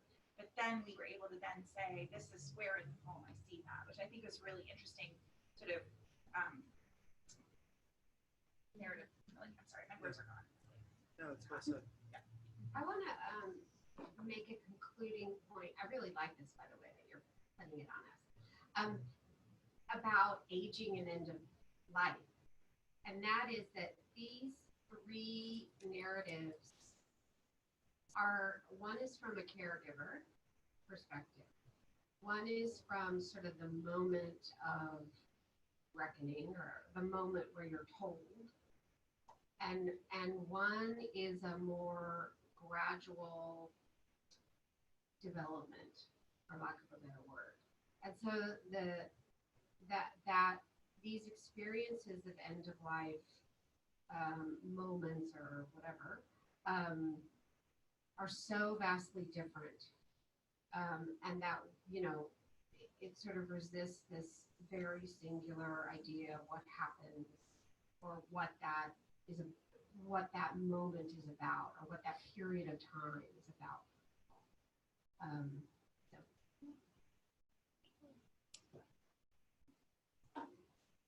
Anybody else? The only thing for me is, and maybe I'm getting this with Sandy, we're kind of on the same page in some ways. I guess for me, it's troubling. I mean, as troubling as death can be, but it's troubling that how managed it is by medicine still. Same, Lauren. Well, I mean, it's, you know, when you think about hospice and palliative care, I mean, all of these different social workers, chaplains, palliative care nurses, they all just descend on the family, and they run it. It's so Foucauldian. They're making everyone docile subjects to dying the way that is now seen. You know, Atul Gawande did his little mea culpa thing, right? But it's like, it's just, to me, it's really troubling how end of life has to be so medicalized. That's so interesting. So that's so interesting, Michael, because the first thing that made me think of is the people I see who are talking about suicide. That is, they take it into their own hands. Right? This is the characteristic. This is the perfect example of someone who is not going to let someone else control their own death. And yet that too is deeply, deeply troubling for us. Yeah, and I think what is striking me, the only experience I have of this medicalization of death is the lack of it. So there are all of these things that were sort of promised around the orchestration of like the final days of my grandmother's life, and then none of it was there, right? Like, so it was like an incredible failure of hospice came for a half hour and then was like, oh, well, there's only one person for the weekend, so we're going to try to get somebody back here, and then we couldn't get her pain meds because they're like, I mean, it was like a series of events, like nobody was available to give her the meds because somewhere in some file said she was allergic to something and nobody wanted to override it. And so it was like an incredible desire to have a medicalized death from a family that is deeply, well, me being very deeply suspicious of the medicalization. And I was like, but I want it, and I want it now and in this context, and it wasn't there. And so it was really interesting, like the disjuncture between, like, I think there's all of this kind of imagined available, and then the realities of the lack thereof. And so the discussion of like in the reading of like, we just don't have enough people, like that was such a visceral kind of lived experiential whatever for me. Yeah. I think it's really interesting that this group has been so good at not making things personal, and this is almost every comment from all of us has been about our own personal experience, and it makes me think about art, poetry in a different way than the power of it eliciting things that narrative and reading somebody else doesn't. And so that's striking to me, and this is a little bit going towards the meta, but how it differs from our other approaches at reading somebody's narrative. And again, how it kind of going back to your point, but I'm losing my thought, but how you were saying something about like kind of that going back and forth piece. So anyway, that was just very striking to me, that because we're very good at keeping objective in this group as that faculty that we are, like trying to keep the perspective. And I felt like it was almost, it just shows the impact of using art in that way. And also underscores, I think, one of your points being how difficult it is in medicine to fully remove yourself from what the patient is telling you and take out any personal thing from yourself and your perspective. And I think that was really well delivered in terms of realizing how we couldn't do that and how art does that to us. But then there's the patient physician encounter where that's impossible to fully pull apart as well. I just have a quick reaction to that. It's really interesting that you say that, because my memory from the early periods with the first few topics, Gretchen's and Jonathan's and stuff, was that we weren't very good at, and I don't mean that, I actually wouldn't say it's a bad thing for us to be bringing, as we know my biases, I like when we bring our stuff in. But I remember actually having a conversation with Carrie about that, because there was one part where she was saying like she couldn't keep, I forget what the topic was, but she could not be thinking about it through her lens. And I know when we talked about guns, like I have suicide, I've lost somebody to suicide, and it was on my mind the whole time I talked about it. And like I feel like it's in part the reason this one is so visceral for us is that we all have lived experience that's related to end of life for whatever reason, right? Like, either we work in healthcare or we've lost people, or dogs or whatever. Like, it's an intimate part of our lives, whereas some of the other stuff has felt a little bit, some of them, not all of them, have felt a little bit more distant for some of us versus others. And so I think this one in particular, like every single person is in this room has experienced this and has that. And so I think that that's part of what's happened here. But I also would agree that these three pieces were very, very, very visceral, and that's a part of it and something to work through. But I think we should also take a break. I don't want to keep I'm sorry. No, I was just going to say, Christy, I don't know if you remember this, but when Issa came, what was that, 2 years ago? Yeah. She asked the group, how many people were there? 50? At least. She asked, and she had said to me before, she spoke about grieving and end of life, basically, for a medical colloquia. And she had said to me before, well, these students are young, so they're probably not going to have, I fear that they're not going to relate to this. But so she asked, her first question was, how many of you have had experiences with somebody dying or grieving? And it was like everyone. It was what, 90% of the people? Was it self-selected? It was a colloquium? Yeah. It was a self-selected colloquium. But it was like a much larger, and afterwards she was like, oh my God, I just never expected that. And I wonder why. And she's given this talk, to other audiences in other medical schools. And our medical school was particularly, a large percentage. So anyway, it just made me think of that. All right, let's take a break. Thanks. And 5 minutes, please. Sorry. And then come back and do the pedagogical part. I have a really practical question. I have the charger, but I unplugged my charger, and I don't have the little piece.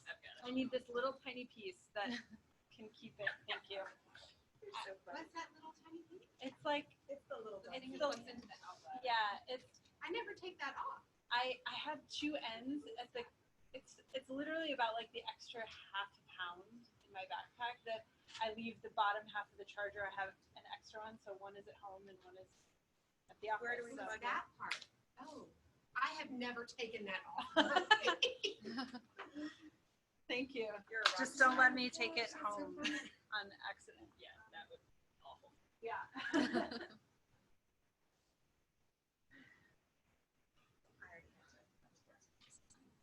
Oh, I'm getting some cheese. It's so warm. I know it's right. It's just the Peter Marco letter. Oh, is this psychiatrist? No, he's a writer. He's a writer. I think it was published in the New York Times, Yes, like probably yes, 2015. Yes. Yeah. I'm sorry. Yeah. Oh, sure. Go ahead. Good strategy.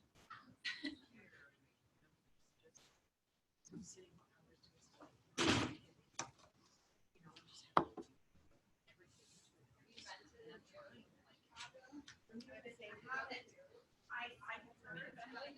Haven't been. You know, I still remember. Well, I mean,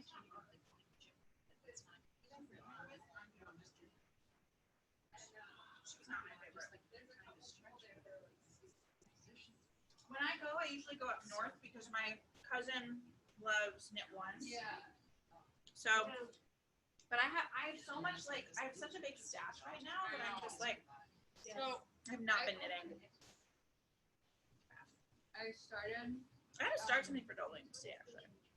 Oh, you're one of those. Everyone's gone next week or whatever that is. But so I started doing one of those like patchwork blankets to like use up all my random colors.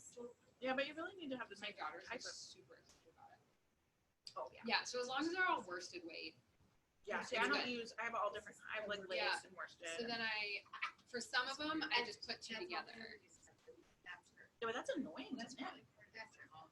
It's not even terrible yet. You like knit into stuff. Yeah. Whatever. You can make it work. But Oh god, it's like facing directly at me.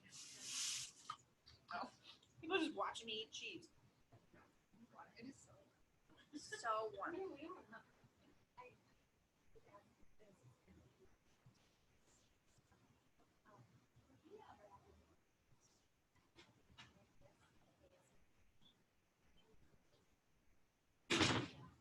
Yeah.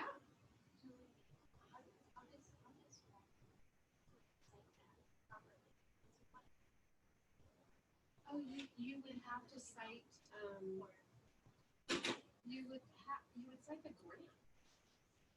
Yeah, I mean, yeah, I think it's cite the grant, right? Yeah. I'm at NEH and the funder, and I can give you, I think I gave you guys all that information for your CDs, but I can, we can resend it. But absolutely, you can propose this, and, I mean, Joanna and I and Michael have proposed something for the Health Humanities Consortium this year. I want to show you this So other it would article. be kind of like that. Projection stuff actually, because this is what I think might be helpful, like done part of the teaching. And I mean, you can kind of skim it, but like say this is a grant. this underlying part is about projection. And we want to see how. But it is different, I mean, it's obviously, so I think we need to dissemination. for sure define it in the way we're referencing. But it's like, So we just have, so it's absolutely yeah, so I, just worth drawing a slight distinction. At the very least, it's Not worth that noting. important. but if anything, I think this should be in the faculty guide. This, like, not a required reading for students, but probably for faculty. I mean, especially if MDs And are going to then be just- involved, just because it's projection has a very specific medicalized term, like meaning. I mean, sort of, but like nobody really, No, I mean, even psychiatrists use it poorly. I get it, but like, it's But like, like, some literary theorists use it more. I have no idea. I mean, when you're actually, but when you're talking about culture or you're talking about like psychoanalytic interpretation, that's really, I was thinking that cultural analysis, that's actually. because I have to do like the final calculation. Right, but I guess I would just say like if you want to be critical about what we mean. Yeah, When it do we doesn't have have to be inviting. Ideally the end of this calendar. Oh, really? I didn't know. Okay. We have a year extension. Yeah, so we're We need actually to supposed find- I to need use to this find a for the end reason of the calendar year. Are you gonna go to the We need to find out how much we apply. Yes. I will I didn't really national- liked it. 'Cause I don't know how much I'm don't happy know to what spend. it I is, just don't know. yeah. how I much submitted stuff. an abstract. Yeah, I was kind of waiting for my computer to crap out before I need to. I will, I'll probably go I'll away. just give myself a reminder to So- send out a It's message so to everyone now that I'm gonna we've do done it all for the three workshops. Chrissy. That's a great Yeah, idea. yeah, Now yeah. this is how much exists. And we're For gonna each see person? how much the department covers, like the cap on travel, Ooh, that's a good one. because like I'm going to San Francisco and the hotel's like $220 and UIC covers like they cap it. So I don't know if I can use this money to cover the difference or if it's like I don't know, because it still goes through UIC. You still have to put a TEM for it, but they still could reject it, right? yeah. So I don't know like where the cap comes from, like because I know you can use startup funds to cover the difference. Oh, if you can use startup So funds, then then- you should be able to use this, right? Can you look at it? I would Do, be. I mean, I can have do you mine use the included. federal rates? Because I know when we were doing Mhm. that, that's where our caps would come from. The federal reimbursement rates, the per diem rates. That makes sense. You have to use the conference place, and if you decide to go elsewhere, you have to give a really good reason. But even the conference rate, so I'm There's a staying cap at the on- conference hotel, it's $220 a night. And I'm sharing the room and it still doesn't cover the cap. Like, ridiculous. But it's San Francisco. So like, but I like wrote a whole justification and I was like, you know, as a disabled faculty member, I need to stay in the conference hotel. I can't find something cheaper. And they're like, sorry, we're still capping you at ridiculous. Yeah. That's a new thing. That- Well, maybe not. I don't know. I don't know if it's our department thing. I Or mean, I know maybe like partly the federal cap guidelines, but I don't know. Erica brought up a really, my napkin's getting smaller and smaller. Erica brought up a really good question, which is that Christy and Anna Maria too, or Joe, have been thinking about presenting this work at ASBH and proposing it as like a panel. And is that okay? And how does that work? And so, you know, my instinct about this is great. It's about the dissemination of this work, right? And so if if the teams want to present this work, they have to give context, I think, about the grant, and give attribution to the grant. Oh my God, I might have a disclosure. I know, right? Yeah, that's right. It's your disclosure. And then For the let first us time know ever. so we can include it in the report, because I'm sure that there's like what impact have you made section to NEH. So you know, and please be in touch with me so I sort of know what's going on as we enter this next year, doing mostly dissemination. Okay? What is SDH? The American Society for Bioethics and Humanities.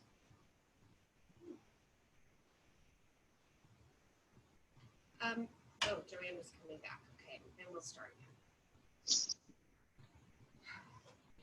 This is unrelated, but something of interest maybe to you guys. So I've taught the What the Doctor Said poem with my narrative medicine group residents. And one of my residents wrote a poem in response to it, which is great. So I'm sure I've shared it a bunch of people, but I'll share it with you guys I'd love to after. see it. You've seen it before. But it's called Spikes. Is that the Spikes poem? That's a great poem. Yes.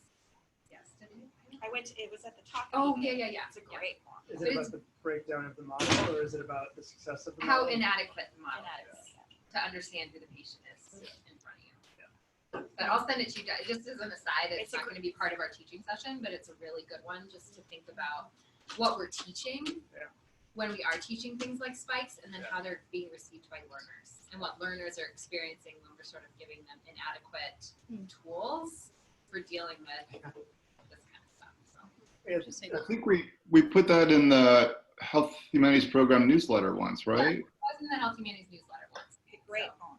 It's there too. But going to enter the second part.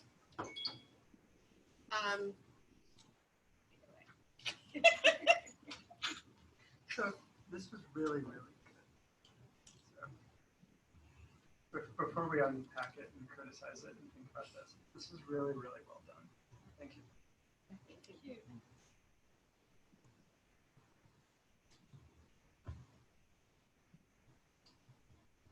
Now bring on the criticism. Yeah. In the spirit of, it was really good. I just have one quick note about like on the handout sheet that you have or at the end of the Erickson stuff, the note, like these are only general descriptors, da da da da da. Like I think that's really important. You might even go, I mean, the sort of disability studies scholar wants you to go even further by saying how much gets lost in the generalization of this, even though you're saying that we're going to use it and it's useful to use. But I think that's a very specific positionality. I think it does the work. The discovery does the work that you needed to do, like qualifying how you're using these in just enough of a way that you're sort of saying it's a tool, but it's not a fully adequate tool. So I think that is useful. I think maybe something similar to that would be useful in the breakdown of the pictures of death. Like, right, this is a sketch, it's a rough sketch, it's clearly not indicative of how everybody experienced death. Like, just 2 sentences would serve well for the critics in the audience that are like, not everyone, right? The critics that are me, that are like, it's more complicated than that, or whatever, like, to calm us down. We're going down the line. Sure. Let's go down the line. I would agree with everyone so far that this was it was really great. I found the 3 narrative, or the 3 personal first-person narrative pieces really visceral. And I always love that, like where I really felt like we could sink our teeth in, which was really nice. For me, the biggest challenge was the framing and the lens. And I think that's partly because I have a bias towards like a very clear disciplinary frame. And so I struggled a bit trying to figure out what it was that you wanted us, like what lens you wanted us to be coming in with. And it felt to me like a better, just singular lens would have been really helpful. And I'm not sure what that is. But I struggled a bit because I felt like I had too many voices in my head of, like, I had the narrative humility and narrative ethics that I read. I had this palliative and I'm not sure that helped me. Like, it was interesting and it was like good to know about, but I don't think it helped frame it. So I was just sort of like struggling to know what I should be carrying with me as I looked at these. And so I think it'll be really useful to think through, like, to me, what was really, really great was this piece about, like, we come in, it's the humility piece. I think that's the piece that seems really key, and like find it in the text piece, I think. And then that seemed like the thread in all 3 pieces. I might be wrong. So putting narrative ethics, narrative humility together, does that work? I didn't feel like I came away with this with a very clear sense of what narrative ethics was. I'm gonna speak for myself there. I don't feel comfortable with a clear knowledge of that. I think one thing that would be helpful, maybe now, but we probably should make more clear in the presentation, is that narrative ethics, narrative humility is a way to approach a person and their experience in aging and end of life, whereas palliative care and hospice are a medicalization, are kind of like tools of medical practice that are used at the end of life. Does that make sense? And I think I might even, I don't know. yeah, and into that, and because we could critique palliative care and hospice with a narrative ethics. yeah, and I agree with everything you're saying. That even for me, I feel like we're trying to we're trying to kind of make it all work together, right? And where I think where I see hospice and palliative care fitting into narrative ethics and narrative humility is that it's a particular form of medical care that attempts to focus on that attempts to recover the patient's story more than other disciplines because they have the time to do it and they have special tools for communication that are supposed to be oriented toward that. So maybe it's a matter of introducing those within the framework of narrative ethics and narrative humility, how palliative and hospice help people resolve their stories.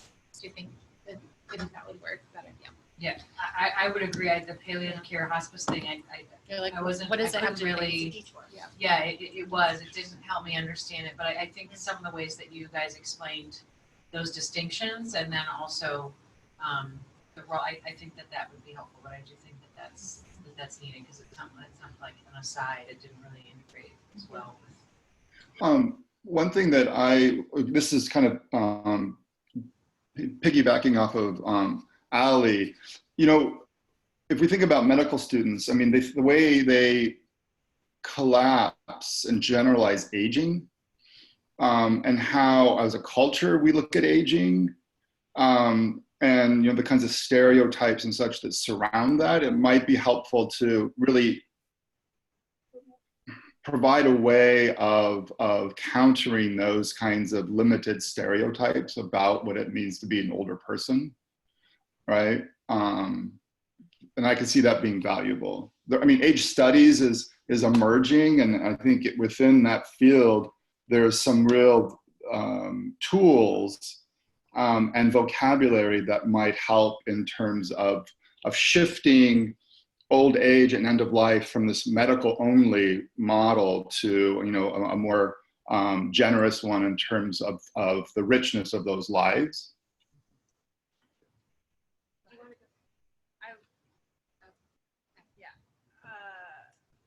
I was just going to say that I think that can also help you. I don't think you need a lot there because I think the 3 different stories that Sandy's saying, like they come in at different points of life, or someone said.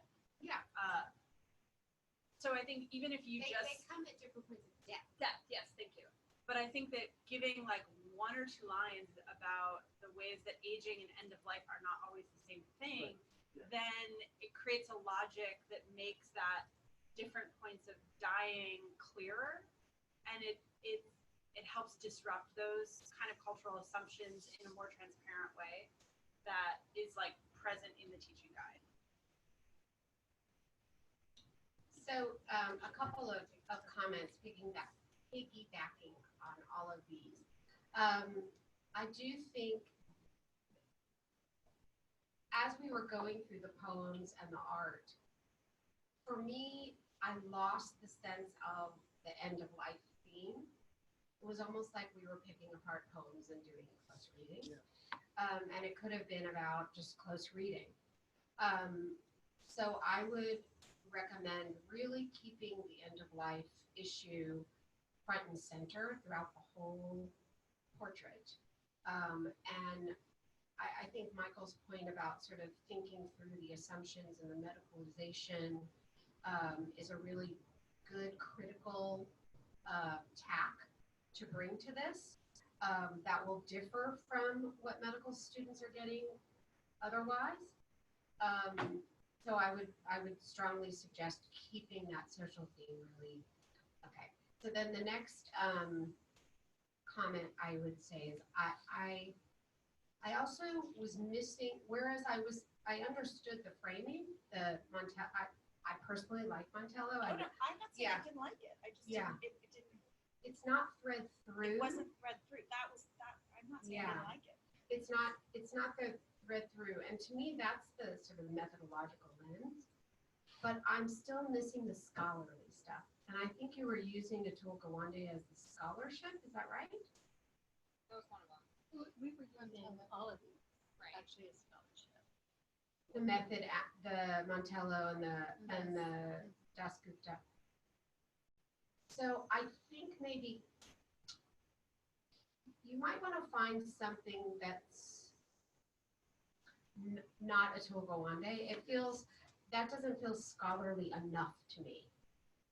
But I wouldn't use a medical journal article either, unless you're going to unpack it.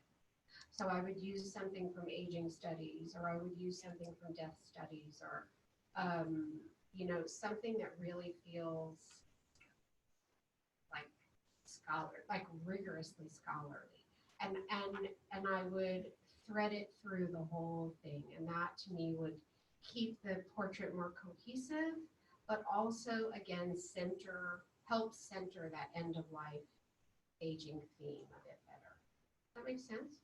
Would you keep the Gowande and then have something in addition? I just don't think you need the Gowande. Honestly, What I think the about poems the are so graphs? great. Say, when I think about what medical students will read, Yeah.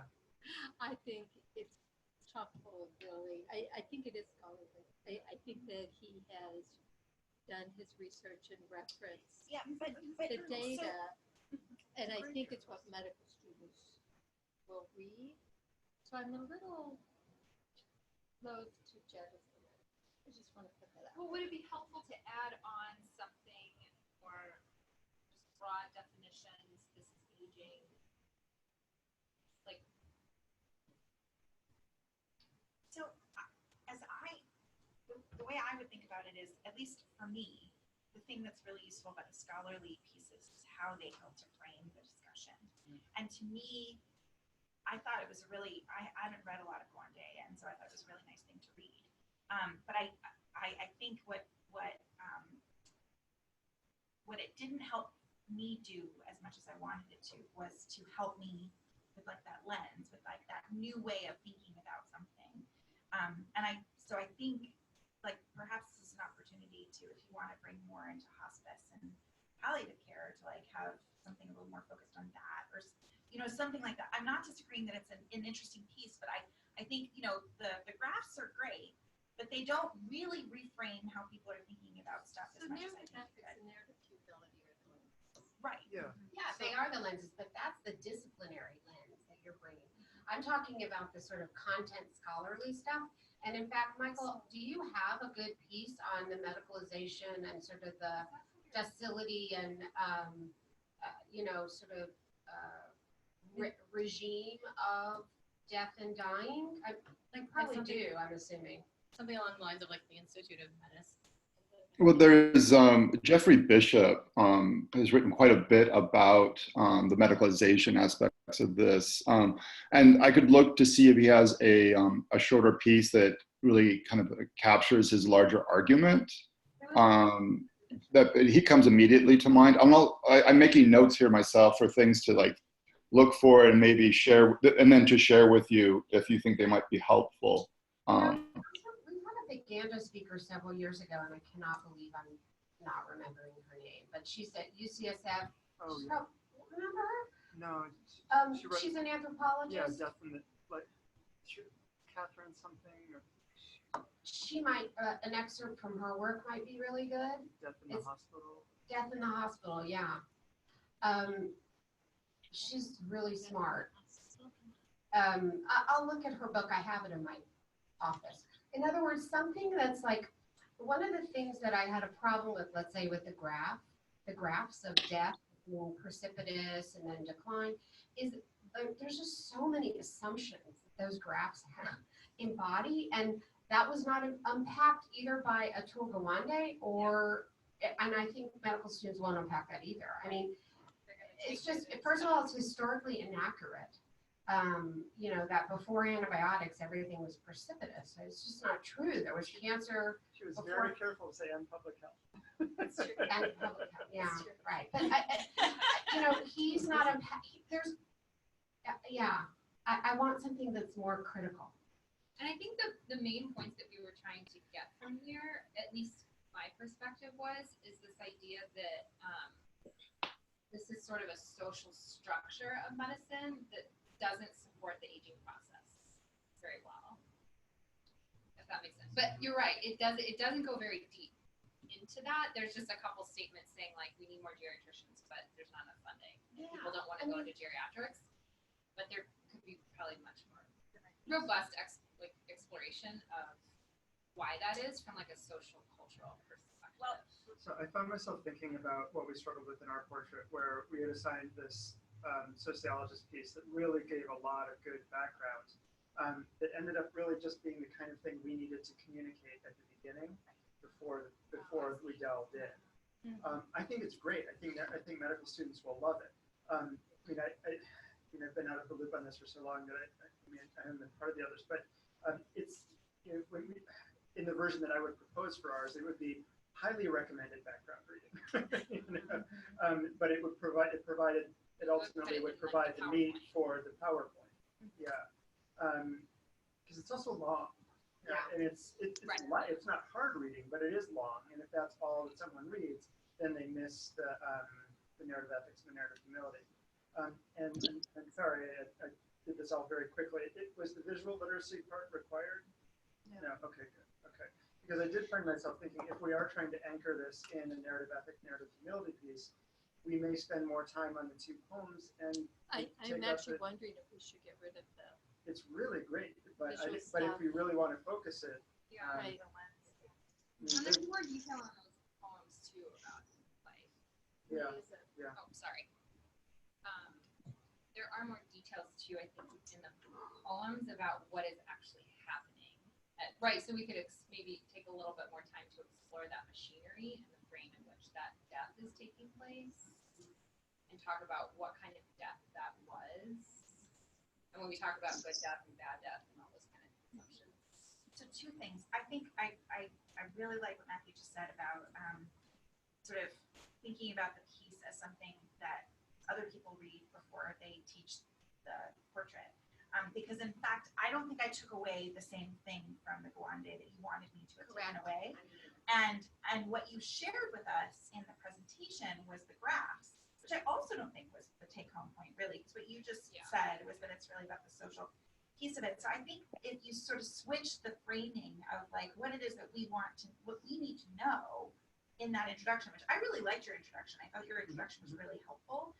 But I think to sort of, first of all, I would squish the introduction a bit more. I would be much more succinct in terms of like, really short. Here's what palliative care is. Here's what, all of these things are, and this is why you should care. And heads up, we are looking at this from a different angle. You're going to learn about it this way in medicine. We are giving you sort of opposite frame. I think that'll really, it's like that, it's the signposting that you need to give in a talk. And so then we're all prepared to then do the unpacking that I think we need to do.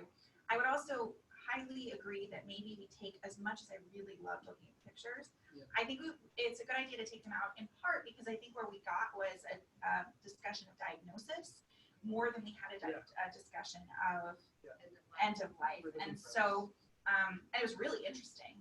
But I think, and it was diagnosis about an end of life thing, but we had to sort of dig and make assumptions. And I think the other ones were very much directly about end of life in a really clear way that we were being forced to find evidence in a better way. So that would be my vote. I would agree with that.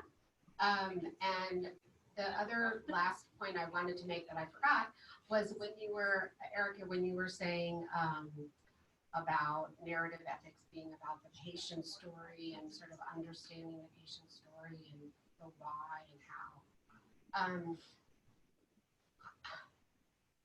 I think that perspective needs to come out a bit more, because in the teaching guide, at least, to me, it read as a doctor's perspective. Like, this is totally the doctor, and it's all about the doctor. And the claim here is that narrative ethics actually is about the patient. And so maybe and I understand why you're doing that, because it's for medical students, right? But the project really is to sort of give attention to the areas where medical students are not getting, which is like centering the patient, which is why the first person narrative is so important in the portrait. So maybe thinking about revising some of the language or some of the, I don't know, the orientation maybe of the teaching guide would help. and really highlighting the patient story issue that you're raising with the Montella.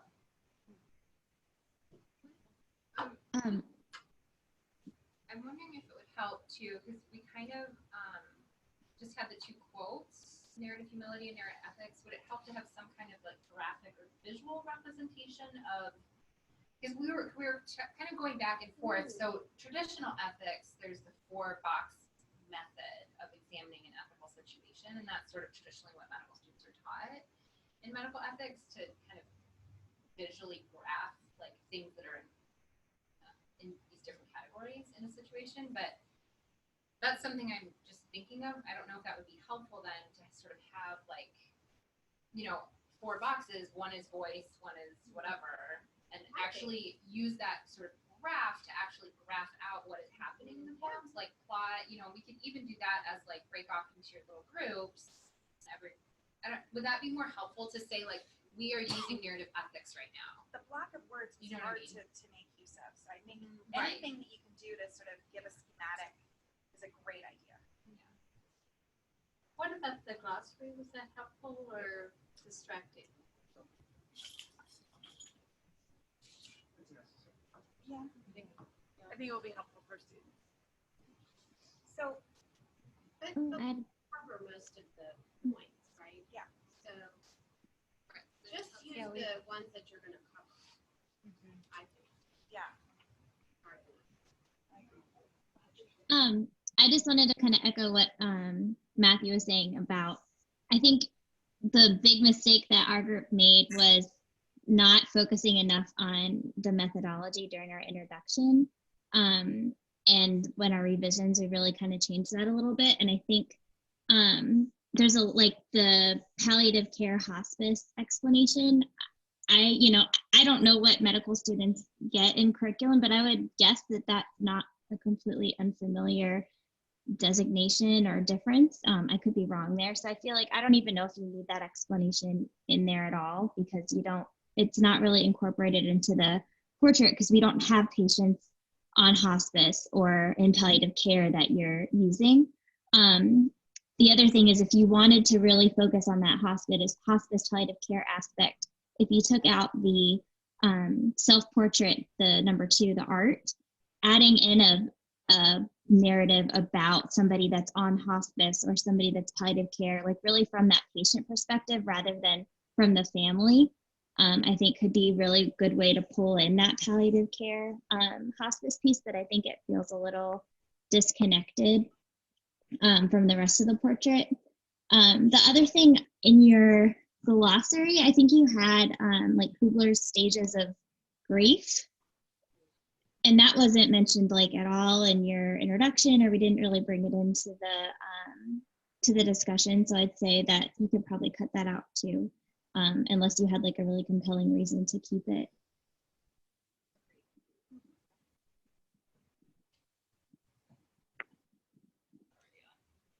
I still can't quite put this comment together, so I'm gonna do this again.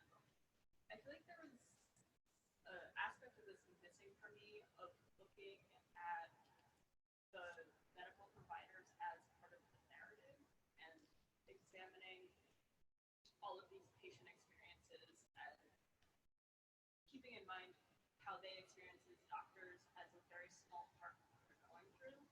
And I think for me that would be helpful to connect it back for the medical students of reminding them that even if they're the one in the room providing this diagnosis, and that seems like the most impactful moment and most important thing for them, that's not how their patients are experiencing it. And I think that self-reflective, maybe just additional questions at the end of each narrative would be good to emphasize that.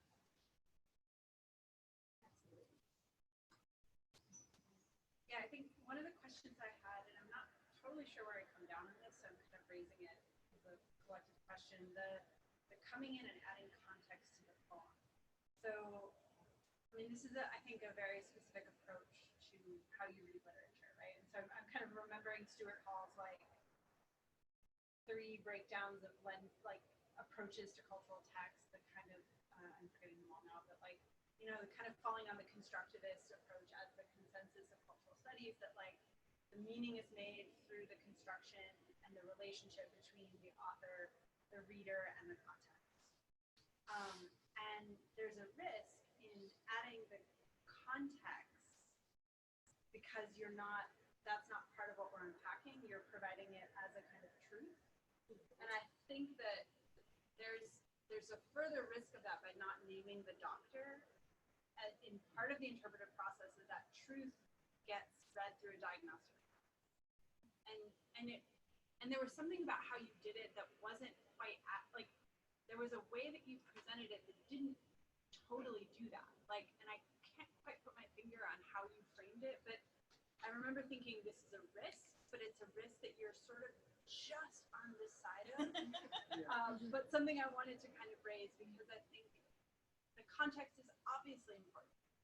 But for students that aren't trained to read literary texts, by saying this is the backstory, it's like, but the risk is, okay, that's true. When what you're actually trying to get them to do is something far more complicated than that. And maybe it was the follow-up questions, like how does that change reading? Yeah, does it matter? Does it matter? Like, And those are the ones we didn't really explore. I think I just said this is what we would do next. Yeah. But and maybe if we took out the portraits, we could go there and say, what are your assumptions then? And you don't even have to say this is what really happened. You could say, how would this be different if, right? Right. Without saying Yeah. this is what really was, right? And I think part of how you framed it that prevented it from being like, this is the truth that happened, was that you don't actually have definitive answers about whether either of those pieces were about the authors. And I think you framed it well to say like, well, this is what we know about the author, but we don't know, we can't definitively say that that's what they were writing about. yeah. But I think just explicitly say that.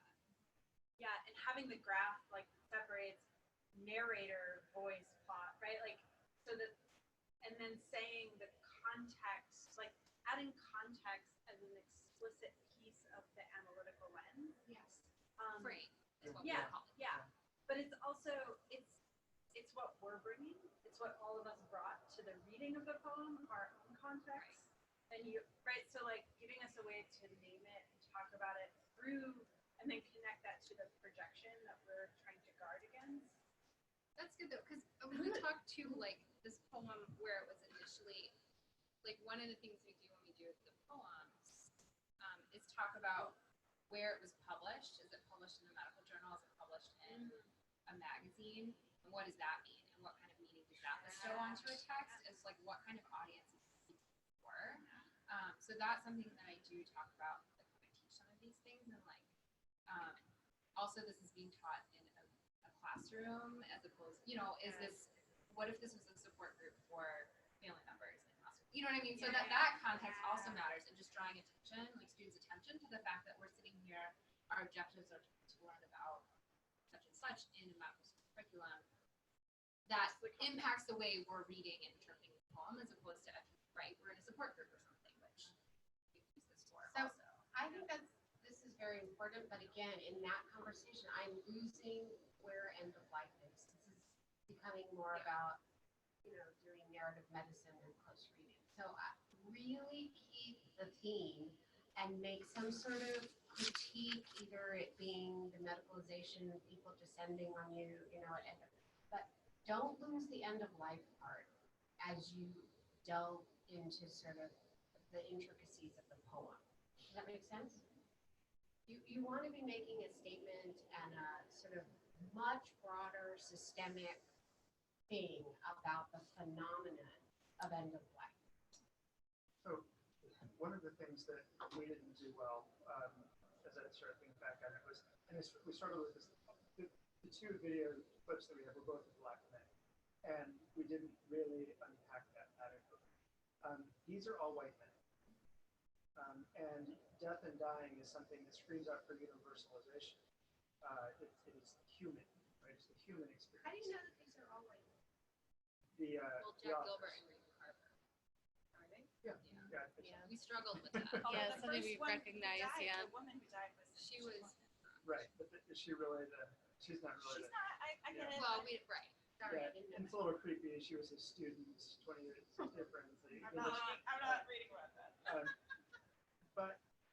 that's fine. I mean, we can use these examples, but if we're going to look at if maybe this is an opportunity for critique, right? Like this is okay. Look, here is a universal experience: the terminal diagnosis, the confrontation with mortality. Yeah. What do you make of the fact that there was this idea of peers? You know, with Carver speaking with this physician, it felt like how men deal with intimacy, like how white men deal with intimacy in the 60s or something like that.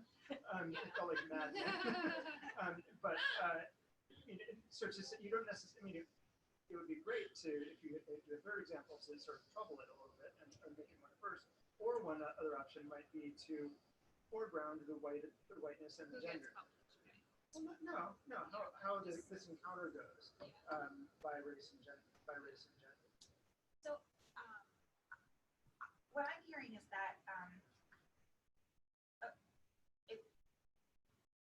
the end of the day, so I'm just going to be very blunt. I think it would be really useful to think through what the goals of each of your first person narratives are.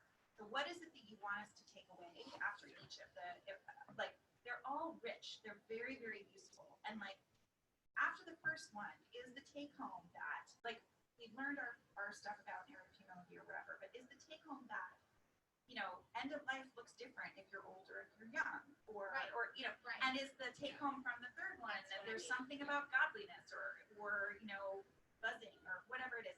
And I think that that's what I would really love a little bit more guidance as a teacher of these to say, like, what is it that I want to make sure I've shaped the conversation towards, to make sure that my students have, like, using the narrative humility and narrative ethics lenses, that they come away with something about end of life knowing. And I think, I don't care, I mean, I do appreciate the point about the white men, but I think that's less important if what we're trying to do is just say, like, there are some key pieces that we want them to learn, and, these are the words we've chosen. And, maybe one of the key pieces is, might this look like differently with different people, or, whatever. So anyway, I would just, to me, that I think that would be a really great thing. I would argue maybe not for 3, because it felt to me, it was a little long at the beginning, and you're going to shorten that. But we could have gone on for a very long time about both of these. They were very universal. We had visceral responses, as Joanna said. Like, I think we could have talked for a long time on both of them. So I would personally vote for just keeping the 2. And just really having clear set agenda items for like what you want the students to know. I'll just say though, I did love, I loved how you brought it. I loved, I agree with you, but I just want to recognize that was really an awesome. And I would vote for a new portrait. Yes. That is just, I visual thinking, like as the and I would say, absolutely, wouldn't it be so cool to have it be something about like diagnosis or something like that? I mean, there's a totally other thing. It was really fun. I'm doing one in November with residents on race and power and disability. Oh, we're going to Art Institute now.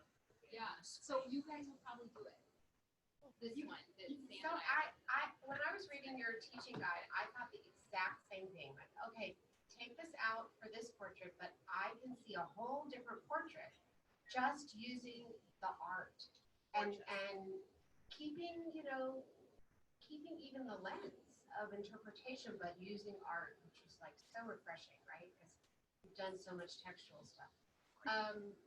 But yeah, I would agree with Laura just to keep these 2. And like my comment about how directed the Doctor Said poem, like how directed and scripted, and he said, like, I think that's a critique of these kinds of conversations, right? And maybe to unpack that as sort of, one of the iterations of end of life,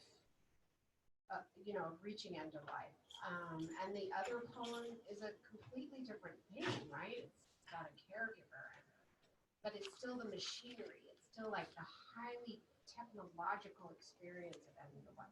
So that, make sure the end of life stuff is front and center in the goals that you're having, not only for the poems, but also for whatever scholarly piece that you are bringing in.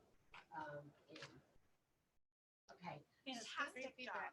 Really good. I loved how you guys broke it up, you know, like Beautiful. each one of you. It Beautiful. was really, really well done. So, you know, again, these are just suggestions for revision. You should take them and decide how What you a want to use portrait them. to end on. End of life as the portrait to end on. I The mean, my end of goodness. life of this grant. No, we're not.